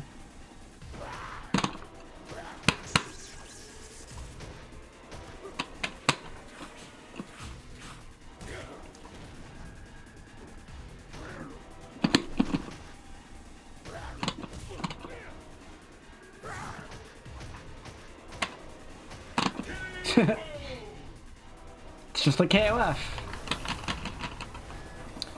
Yep, this game does not have an input buffer, and it is mainly focused on links for combos. Here's your DP.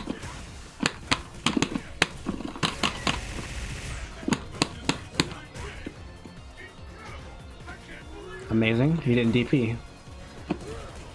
That was not a cross-up. What?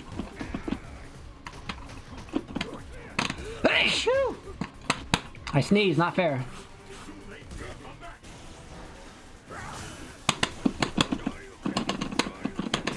Yes, this game has some one-frame punishes as well. Like Balrog's dash punch is -4. Light Rekka's -4.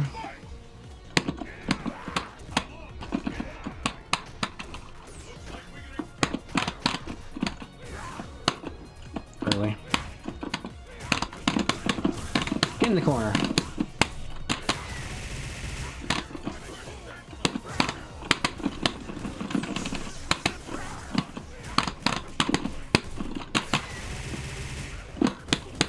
This is where he DPs, and I ultra.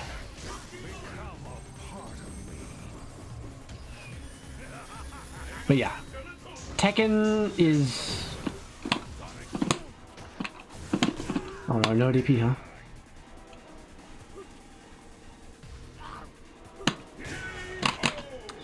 Tekken's easy to punish because you just...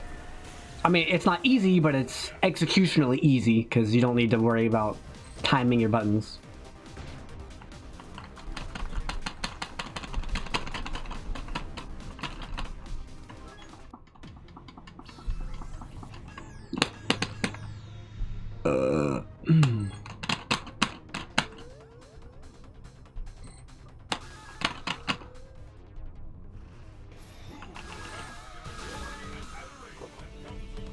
With Tekken, you have the easy stuff and you have the hard stuff, and there's like nothing in between.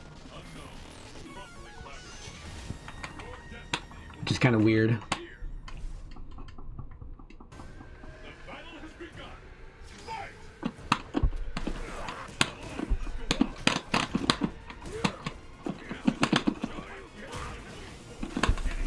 How did I hit you?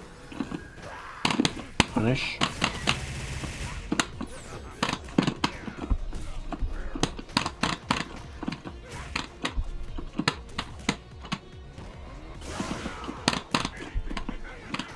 Don't hit me.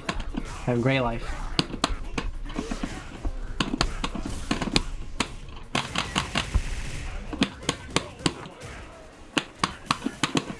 Wow, really? I was not sure how to anti-air that. Oh, crap.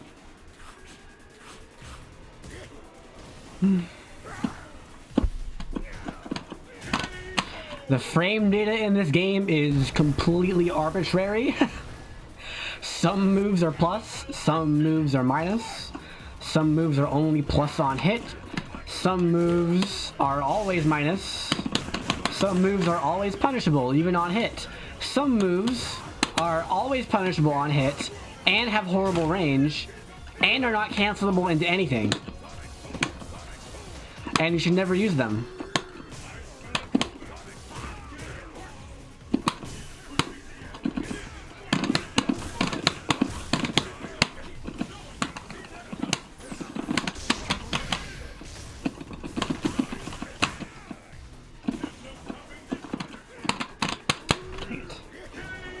How can a move be punishable on hit if it's minus 10 on hit? It's punishable.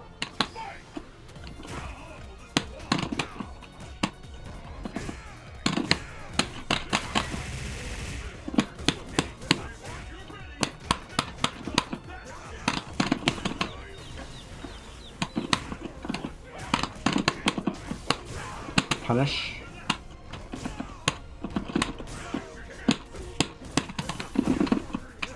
I tried to super there, but it was a weird corner position. Yeah, just DP 20 times. And then fail the anti-air. As in, what's the purpose of having such a system in place? What do you mean? That you can't block during the recovery of your moves? I think that's a pretty important system. Now, why would they balance a move to be minus 10 on hit?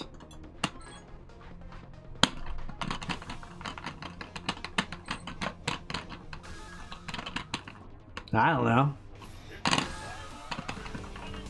Ask Capcom. Why would you be punished for landing a move? Ask Capcom. Some moves are most heavies in this game are punishable on hit, but you can cancel them. So you're like meant to always cancel them and never not cancel them.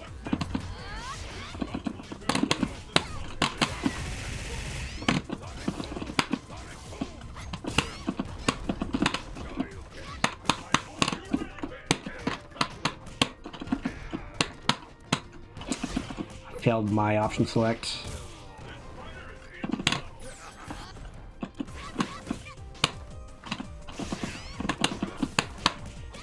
Interesting.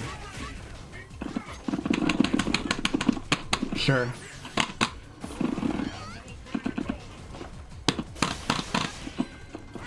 Whoa. Really? I jumped. Okay.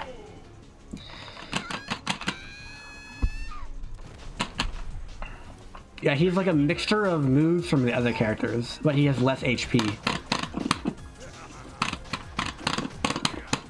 You like to jump, don't you?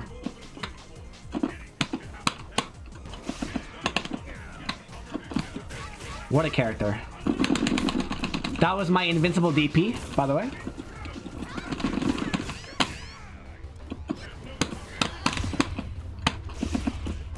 Yeah. Yes, it does have chip damage, and you can kill with it as well.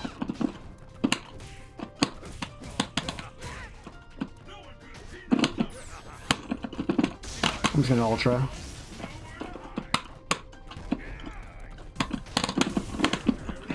He's not even paying attention. What? How did I not hit you? How did I not hit you with my dive kick, but you're in throw range? Man. Yes, all invincible reversals are either supers or EX moves.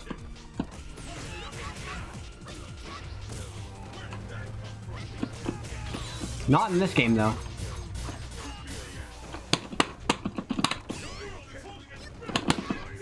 Excuse me?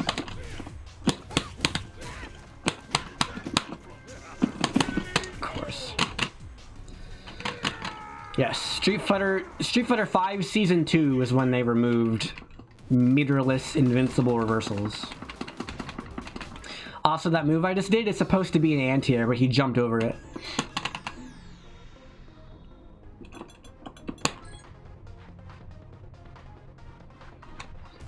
The hooah! The suckage. It sucks the opponent in, and depending on how it hits, it can be plus on hit and block. However, it cannot hit airborne opponents. And you can't cancel into it. Unless you EX it. But it's also the only EX move in the game that costs double. It costs double meter.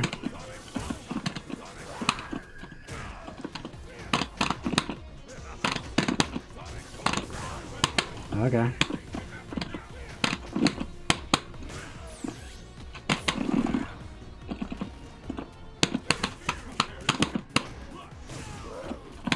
And no, you can't go under it. It doesn't really have a hitbox. Cross up in the corner. Nope, his Sonic Boom is not a charge. It's a regular Hadouken motion.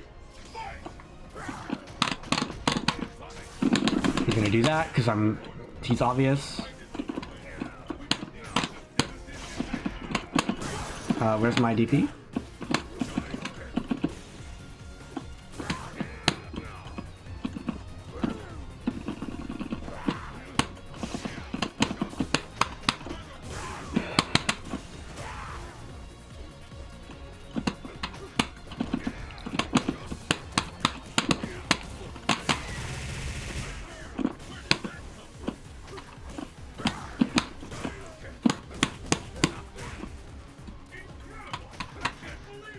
He just tried to TP and failed.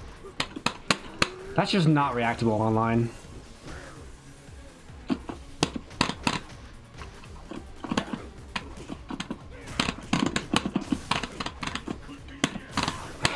Right.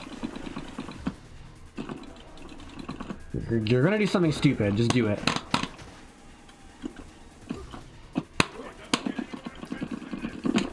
I'm just gonna freaking ultra.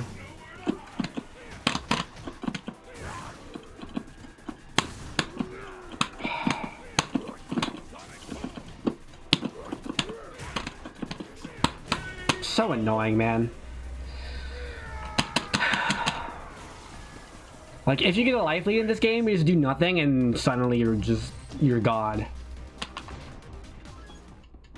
Just get lucky once or twice and you can beat a player who is 10 times better than you. Which is just not going to happen in KoF. But that's just how Street Fighter is designed. Street Fighter is designed such that the better player has a higher chance of winning. Whereas KoF is designed such that the better player will win. Every time. Players have to be a very, very, very, very similar skill level for it to go back and forth.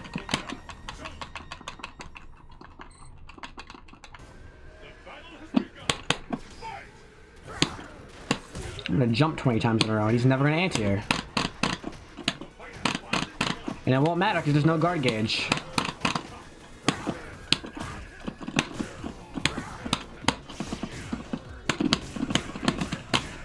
Very laggy.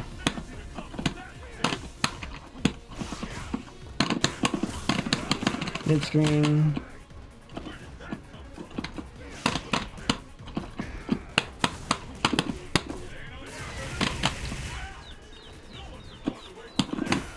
Where's my ultra?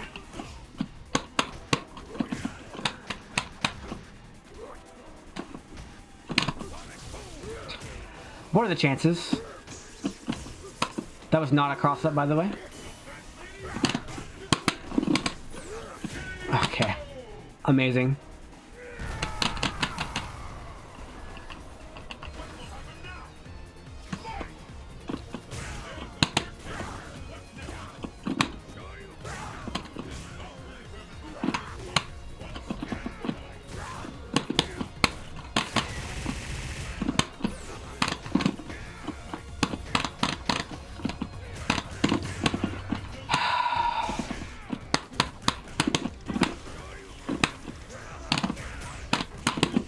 I dropped it again.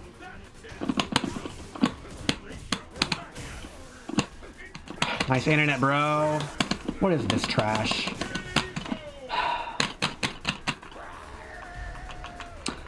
I never say they don't play the game like it's meant to be played.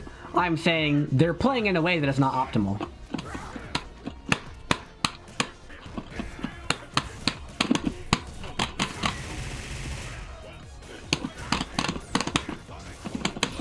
That's not what I wanted. Obviously. Let's good chip damage though. In fact, his punish did less damage than the chip damage I dealt. That was a cross-up.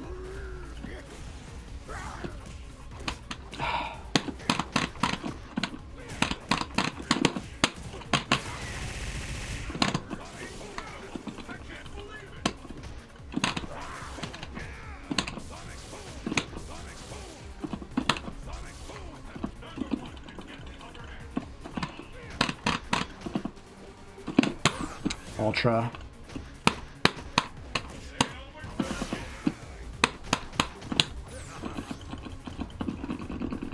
You're gonna jump.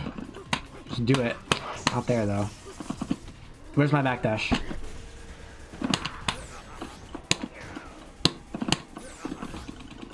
Test my reactions. Do it. What?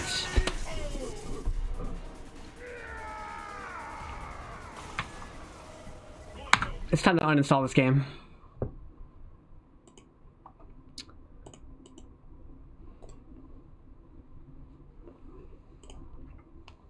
Time to uninstall this game. Nice.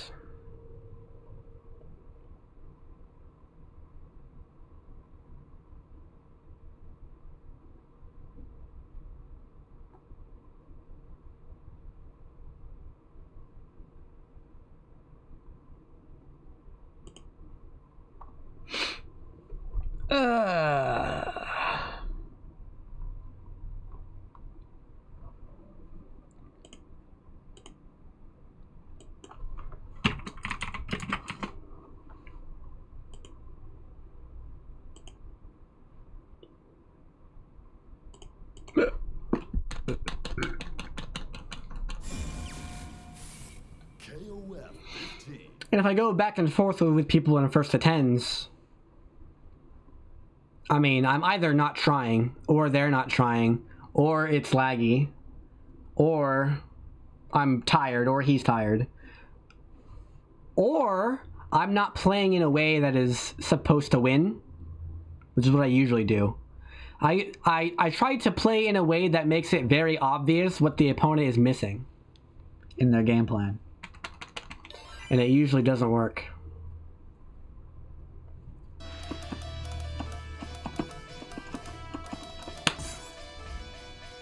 And sometimes that means I lose. And that sounds weird. That sounds like something that low tier God would say if he were less racist. But if you think about it, if I'm trying to win only, then I'm going to make sure my opponent doesn't know what their mistakes are. Does that make sense? So just by nature, whoops.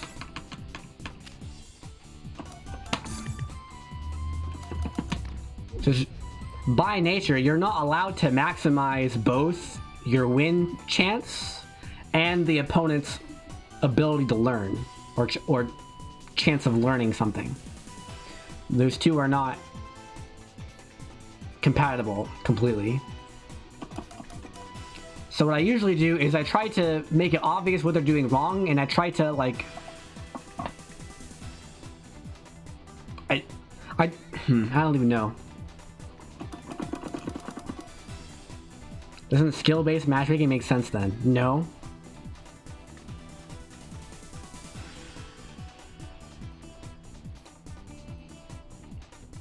Like, here's the problem. Let's take a very obvious example.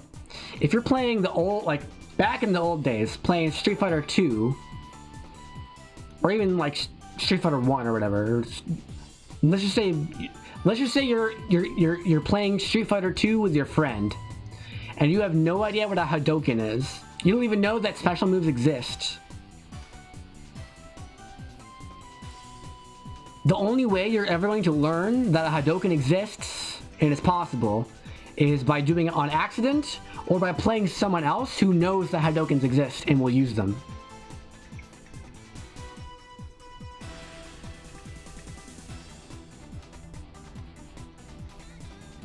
And as far as that goes, I am in a Discord server whose like main, like if you go to the, oh boy, I need to close the game real fast.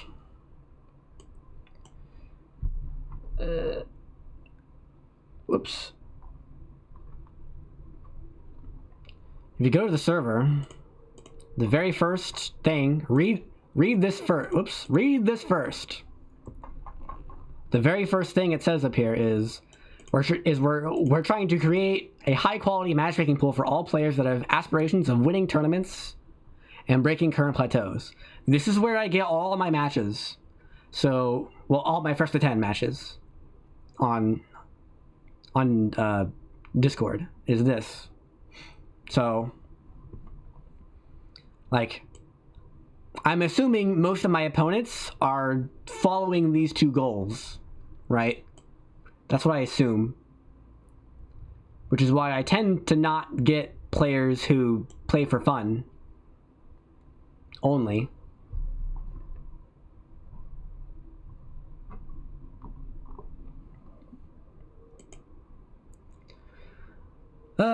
Did you say that opponent learning something and you playing to win don't go hand in hand? Correct.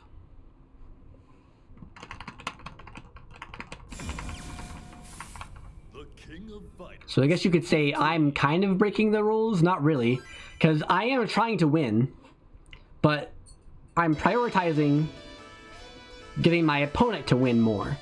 And theoretically, once my opponent knows everything that I know, then that'll stop happening, right? And then I'll just be trying to win only. Hi, puppy.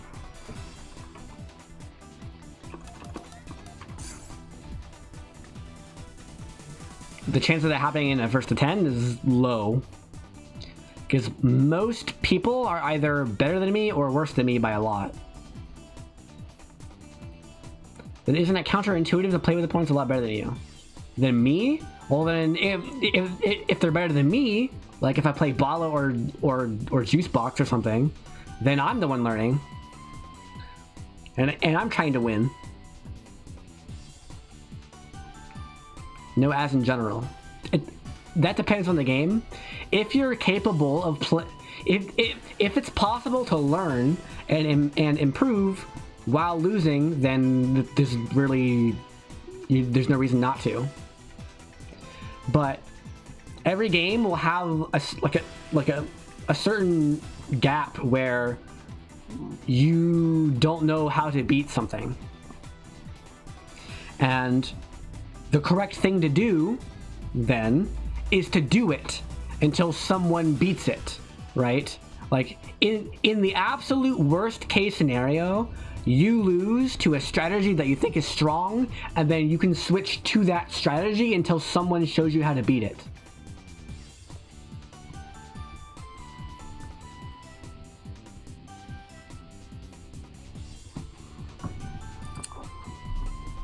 So even if you're playing against someone who knows all the good strategies, well then you should just mimic them. Do what they're doing. And if you still lose, ask yourself why you're losing. That's how you improve while playing against someone who's better than you. Now, some games, Skullgirls, Marvel, Dragon Ball, Power Rangers, some games, that's not really efficient. Like, if you don't know how if you don't know how to play those games, you probably should not play people ever, because you're just gonna be watching a combo video the entire time. But for real fighting games like KoF or Street Fighter or Melty Blood, where combos last maximum 20 seconds, if that, then it's not really that big of a deal. You're still able to play the game. And so then it's just a matter of, okay, should I go to training mode to practice? Or should I watch a replay to get more of an idea of the things I'm like choosing that are wrong, as opposed to things that I like am not doing that I should be doing, like combos that need to that need to be practiced. What I say to people won't learn if you don't play to win, or they...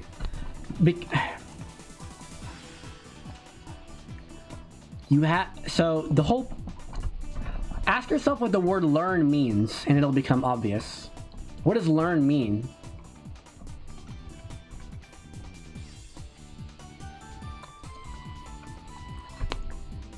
Like, you can learn a new combo. Okay, what does improve mean? I think the surface level answer to that is obvious. It's to improve is to be better than you were before. If you are better than you were before, you have since then improved. Okay. Better is... The root word of better is good. If you are better, you are more good. So what is good? Well, your goodness is how often you win.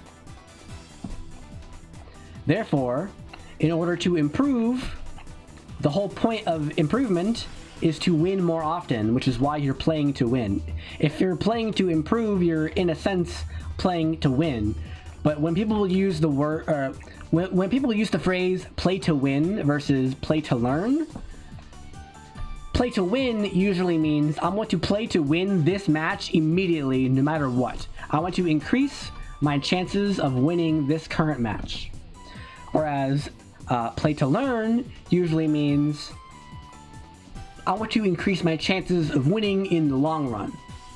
I want to invest time now. I might lose more often now, but I will learn more quickly and thus have a higher chance of winning in future games. Hi, Poppy.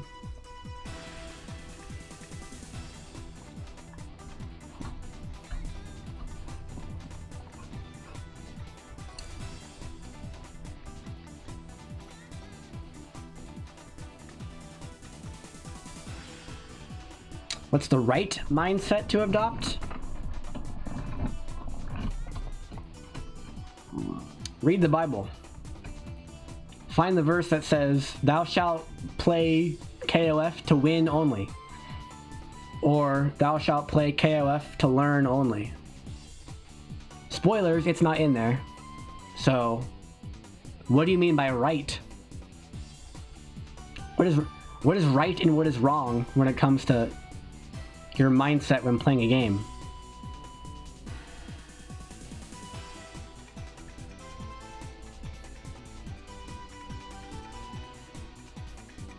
We should always play to win?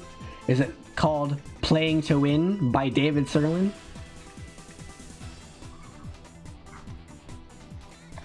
And if your definition is, I mean,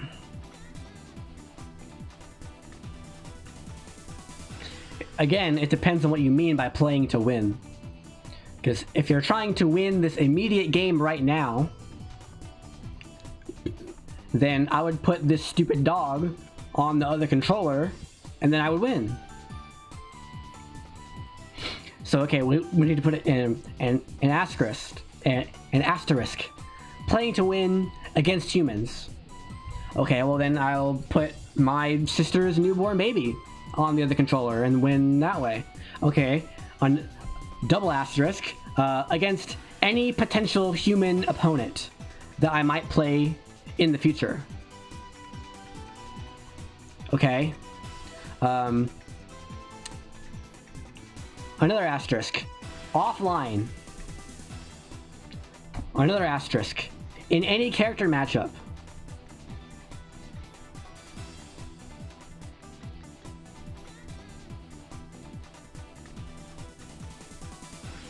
Asterisk. With any controller? Some people might think that. Some people might want to master all controllers. Asterisk. In any fighting game. Xiaohai? Tokido? Like those are questionable asterisks. You should always be playing to win, but how many asterisks do you have under that? How many asterisks do you have under the playing to win title? If you're LTG, playing to win, asterisk, except when my opponent makes me angry. Because they throw too much, or they jump too much, or they do this too much, or they play this character. I was wondering how I can find the fun in fighting games and really get invested. I think they're really cool, but I still feel like someone who's just looking from the outside in. Play them. Stop looking and play them. Well, looking is fun too. Looking is part of the learning process.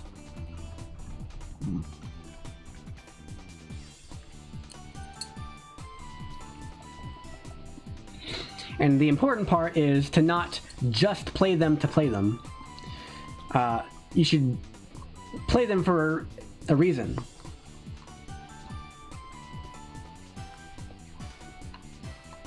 Play them to get better.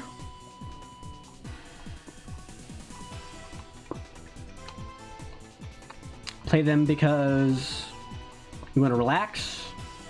Play them because you like the music. Play them because you like the characters. Play them because you want to win money at a tournament, get sponsored, start streaming.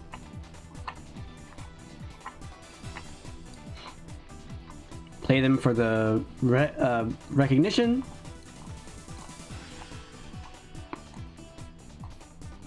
Play them so that you can help other players get better.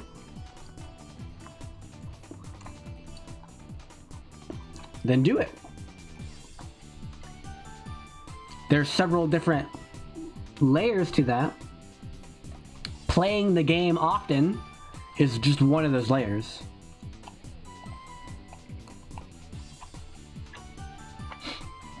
Playing the game often is experience, and that's helpful. But you should also watch your replays, watch others' replays, watch tournaments, go to training mode, do tutorials, watch combo videos, watch tutorials. Depending on what type of person you are, you might need to write these down, or like make a graph or something.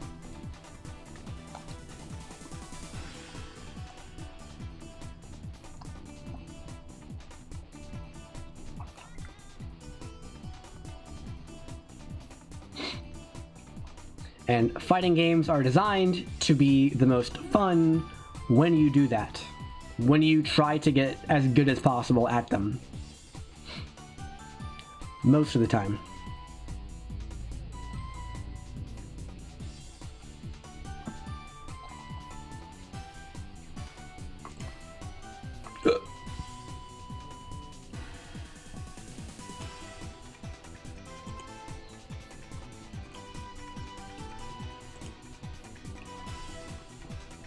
A lot of that is just practicing stuff.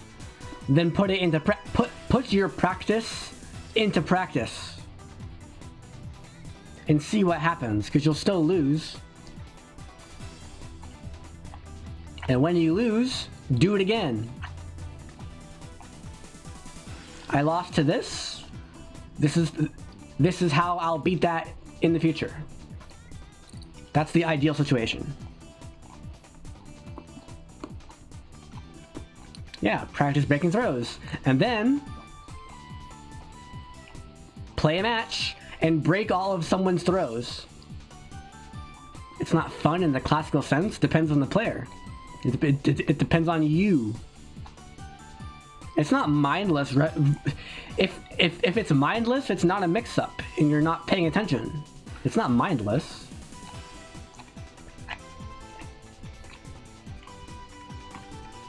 The closest thing to mindless repetition is learning combos.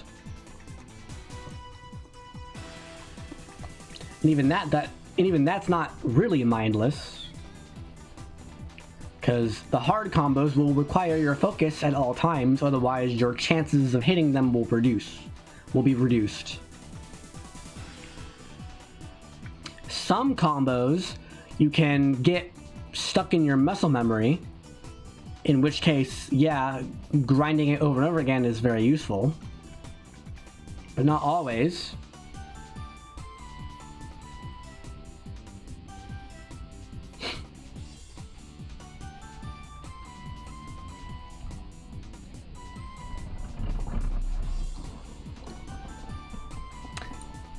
But yes, some players will choose to focus on the simple but hard things, like breaking throws. Breaking throws is simple. You see the arm come out, you press the corresponding button. That's very simple, but it's not easy, it's hard. You have to react properly. Of course, you could also just never break throws and duck more often. That'll work, because throws whiff versus crouching characters. And because you didn't spend those hours practicing breaking throws, you instead spent your time doing something else. Watching replays, memorizing frame data, practicing combos, whatever. You did something else during that time.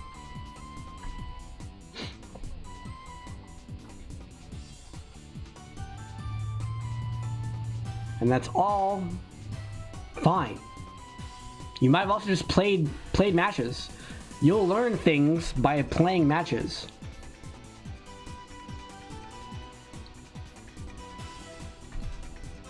They're fun to do?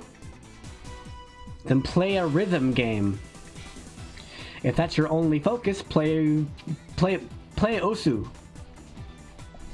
Play Step Mania. Play Clone Hero.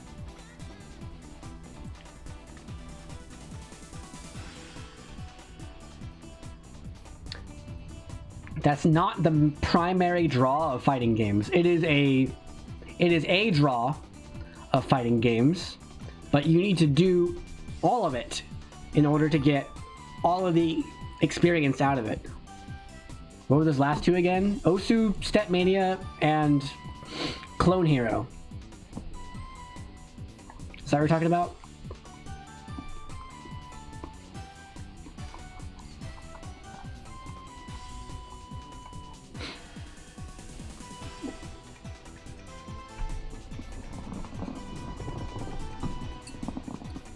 If you like combos, play Osu.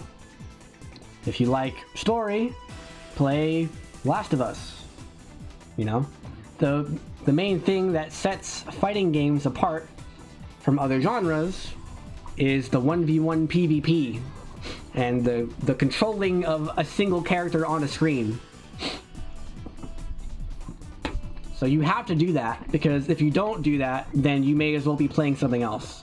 You don't have to play something else, but you may as well be. Because there will be games with a focus on that. If you're getting past a certain level, for sure. For sure.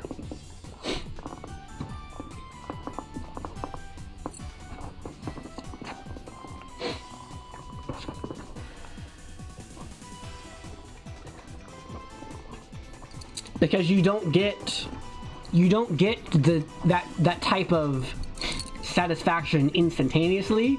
You get the satisfaction continuously over the course of hundreds, thousands of hours.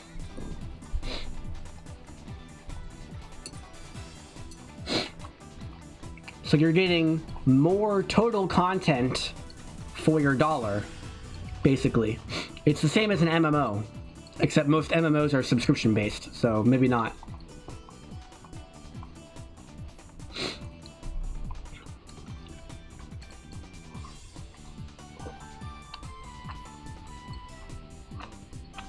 I'm not really able to understand what exactly it is that I lose to. Watch a replay. If the game doesn't have built-in replays, get OBS and record yourself playing matches, then watch it back. If you're on a console, good luck. Get a PC. Watch the match back. Literally, when you take damage, what hits you?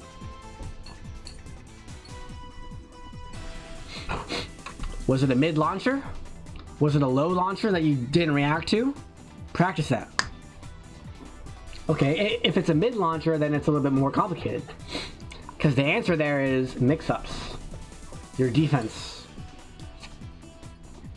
A lot of it is guessing wrong on mids and lows. Exactly. So the problem now is, why are you guessing? and what are you guessing? And at a high level, how frequently are you guessing which option?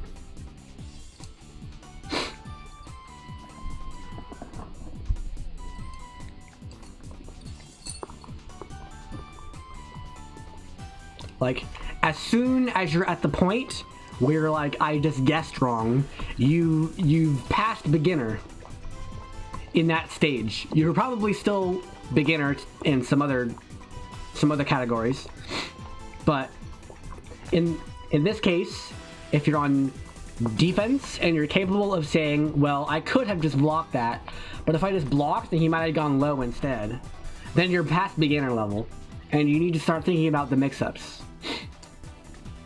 You could fuzzy guard. That's not advanced. You need to do that. You need to fuzzy guard some strings in Tekken. You just have to know that. And you know that by labbing it or from someone telling you about it. Like Asuka has a lot of those where you have to fuzzy.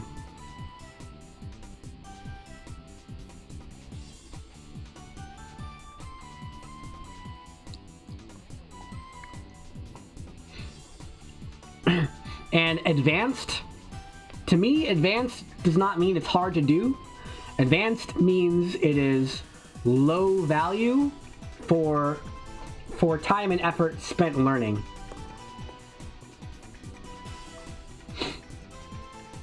So low value, high effort is an advanced strategy.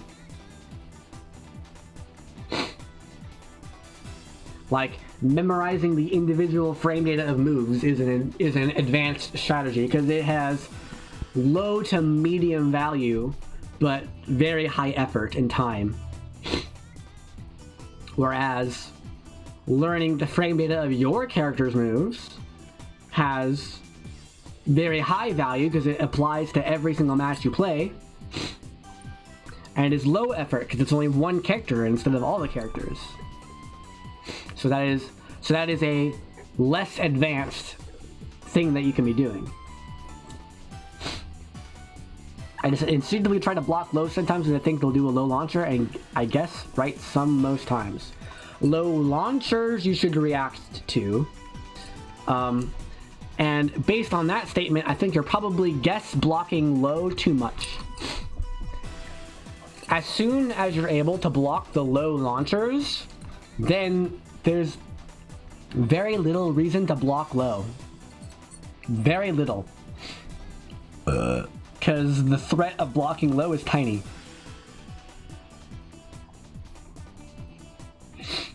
So that is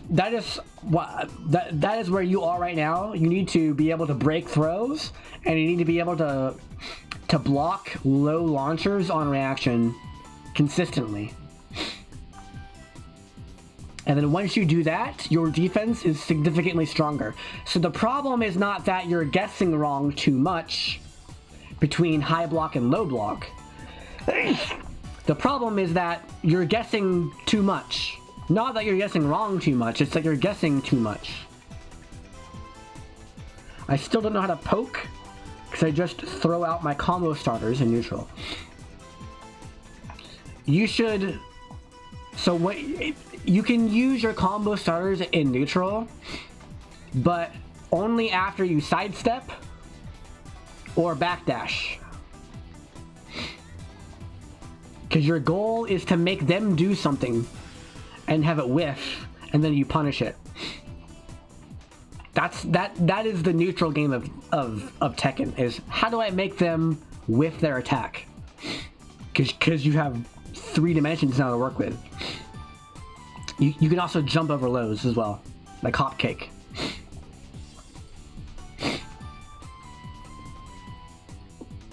I'm still trying to predict stuff rather than react. Do that over and over and over again until you get it down. You can't predict, because that breaks the whole purpose. And if it's too hard, then slow it down. Only do 2 options: left break or right break.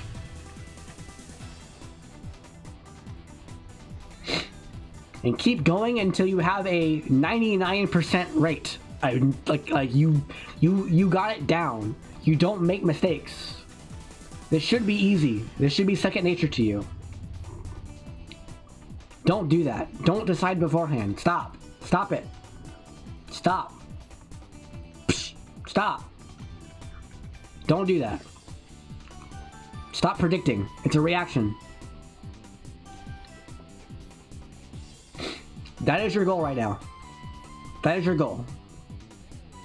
That is a very, very, very high value thing to practice. Because as soon as you can break throws and block low launchers, the game changes drastically because you no longer have to guess.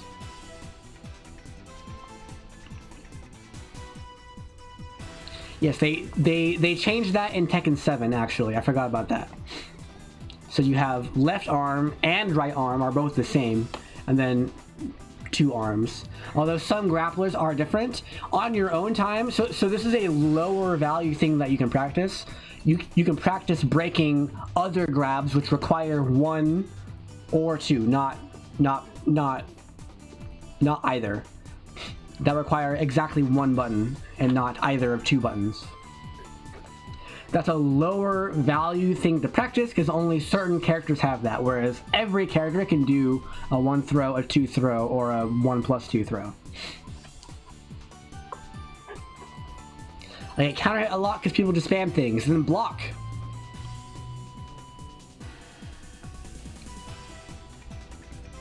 What is the penalty for blocking in Tekken? What's the penalty for blocking? There is none. So stop getting counter hit, just block. It always seems that when I'm plus, they block my punishes. That's a matter of memorization. You can only punish things that are -10 or worse on block. And that is still high value, but it's also high effort because you have to learn all the moves in the game.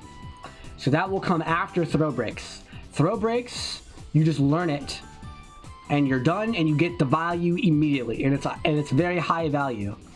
So get throw breaks down first. Then get low launchers, which is character specific, but it's the same for all characters. And then, once you're done with those, you can move on to other things, such as memorizing what's -10, what's -11, what's -12. I would say start with what's -10 and what's -14. Those are the big ones. Like, when do I jab punish and when do I launcher punish? Those are the big ones. It seems like they throw out some really unsafe strings, but I still miss my jab punishes. Then practice mode. Like there was a -17 move that I couldn't punish in mid-match with a 15 frame. That sounds like an experience issue. Like you didn't recognize fast enough. Like your brain right now is going, he's in this animation, that's this move, that move is minus this much, this is my punish, this is how I do the punish. And by the time you go through all those steps, it's too late. That's what it sounds like to me.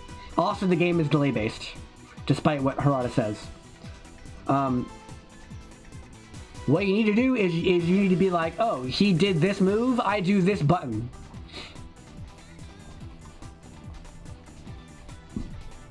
No, I do the frame rate only after I finish the match. Well, now you know.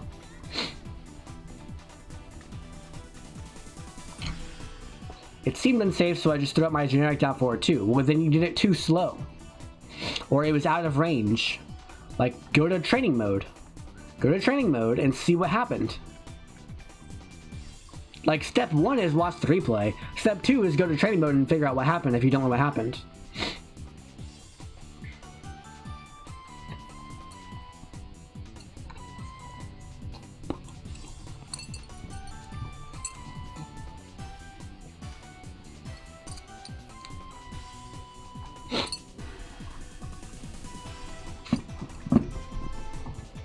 What are you doing, puppy? What are you doing?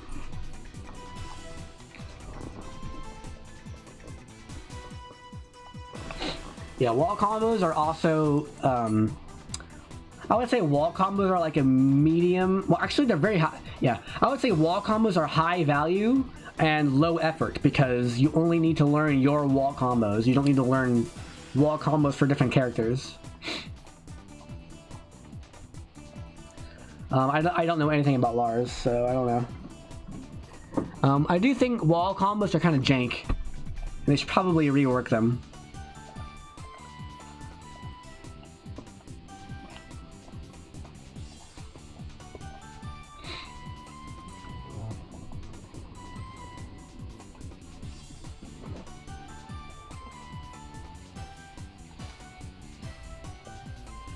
But as the game is right now, wall combos are high value, low effort.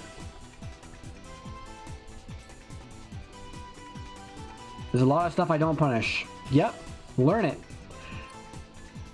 That is medium to high value, but high effort. So focus on the things that are high value, low effort right now, like breaking throws.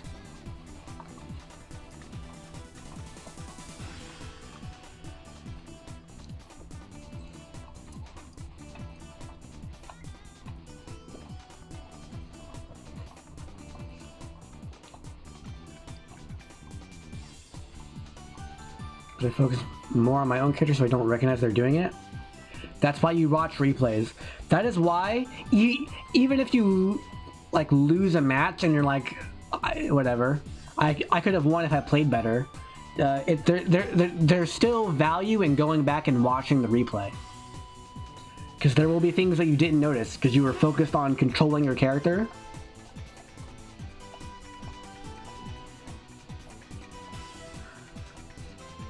Sounds like Law. Law Junkyard. Bam! You gotta low parry that.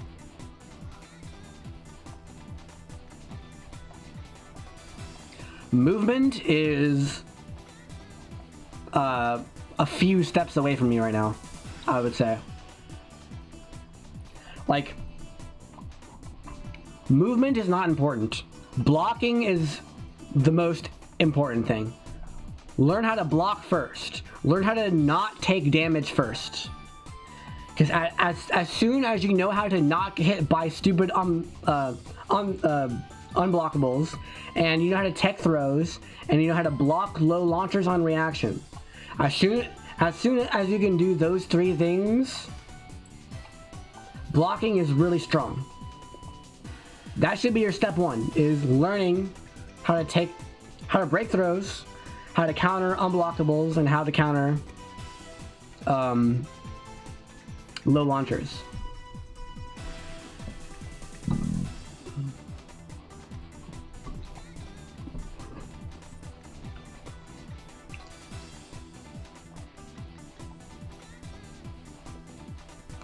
That is beginner level Tekken.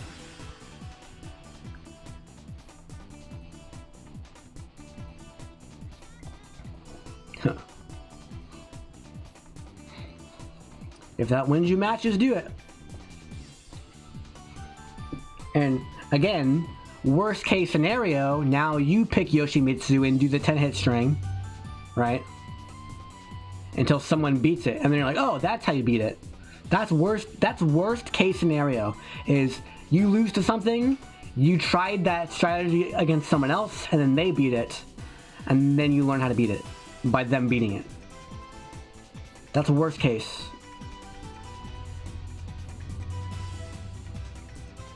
But you can also just go to practice mode and try it.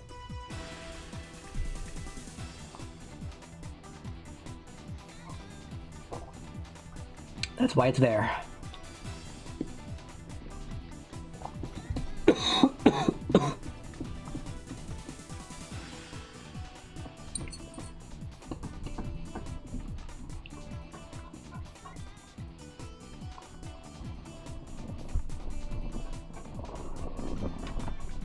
Oh!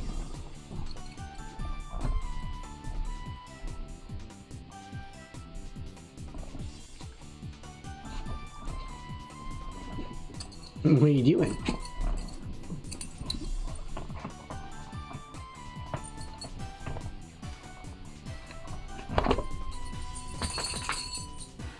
I think that's my cue to end the stream. It's been almost 3 hours, which is what I usually aim for. Hi, Poppy. Ow. Hi, Poppy.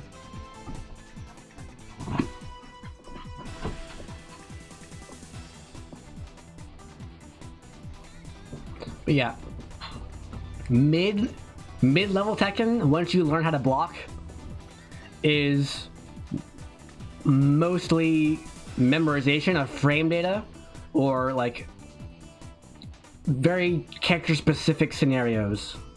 Like, oh, if he does this string and I sidestep and press down forward 1, it's guaranteed to work, or whatever.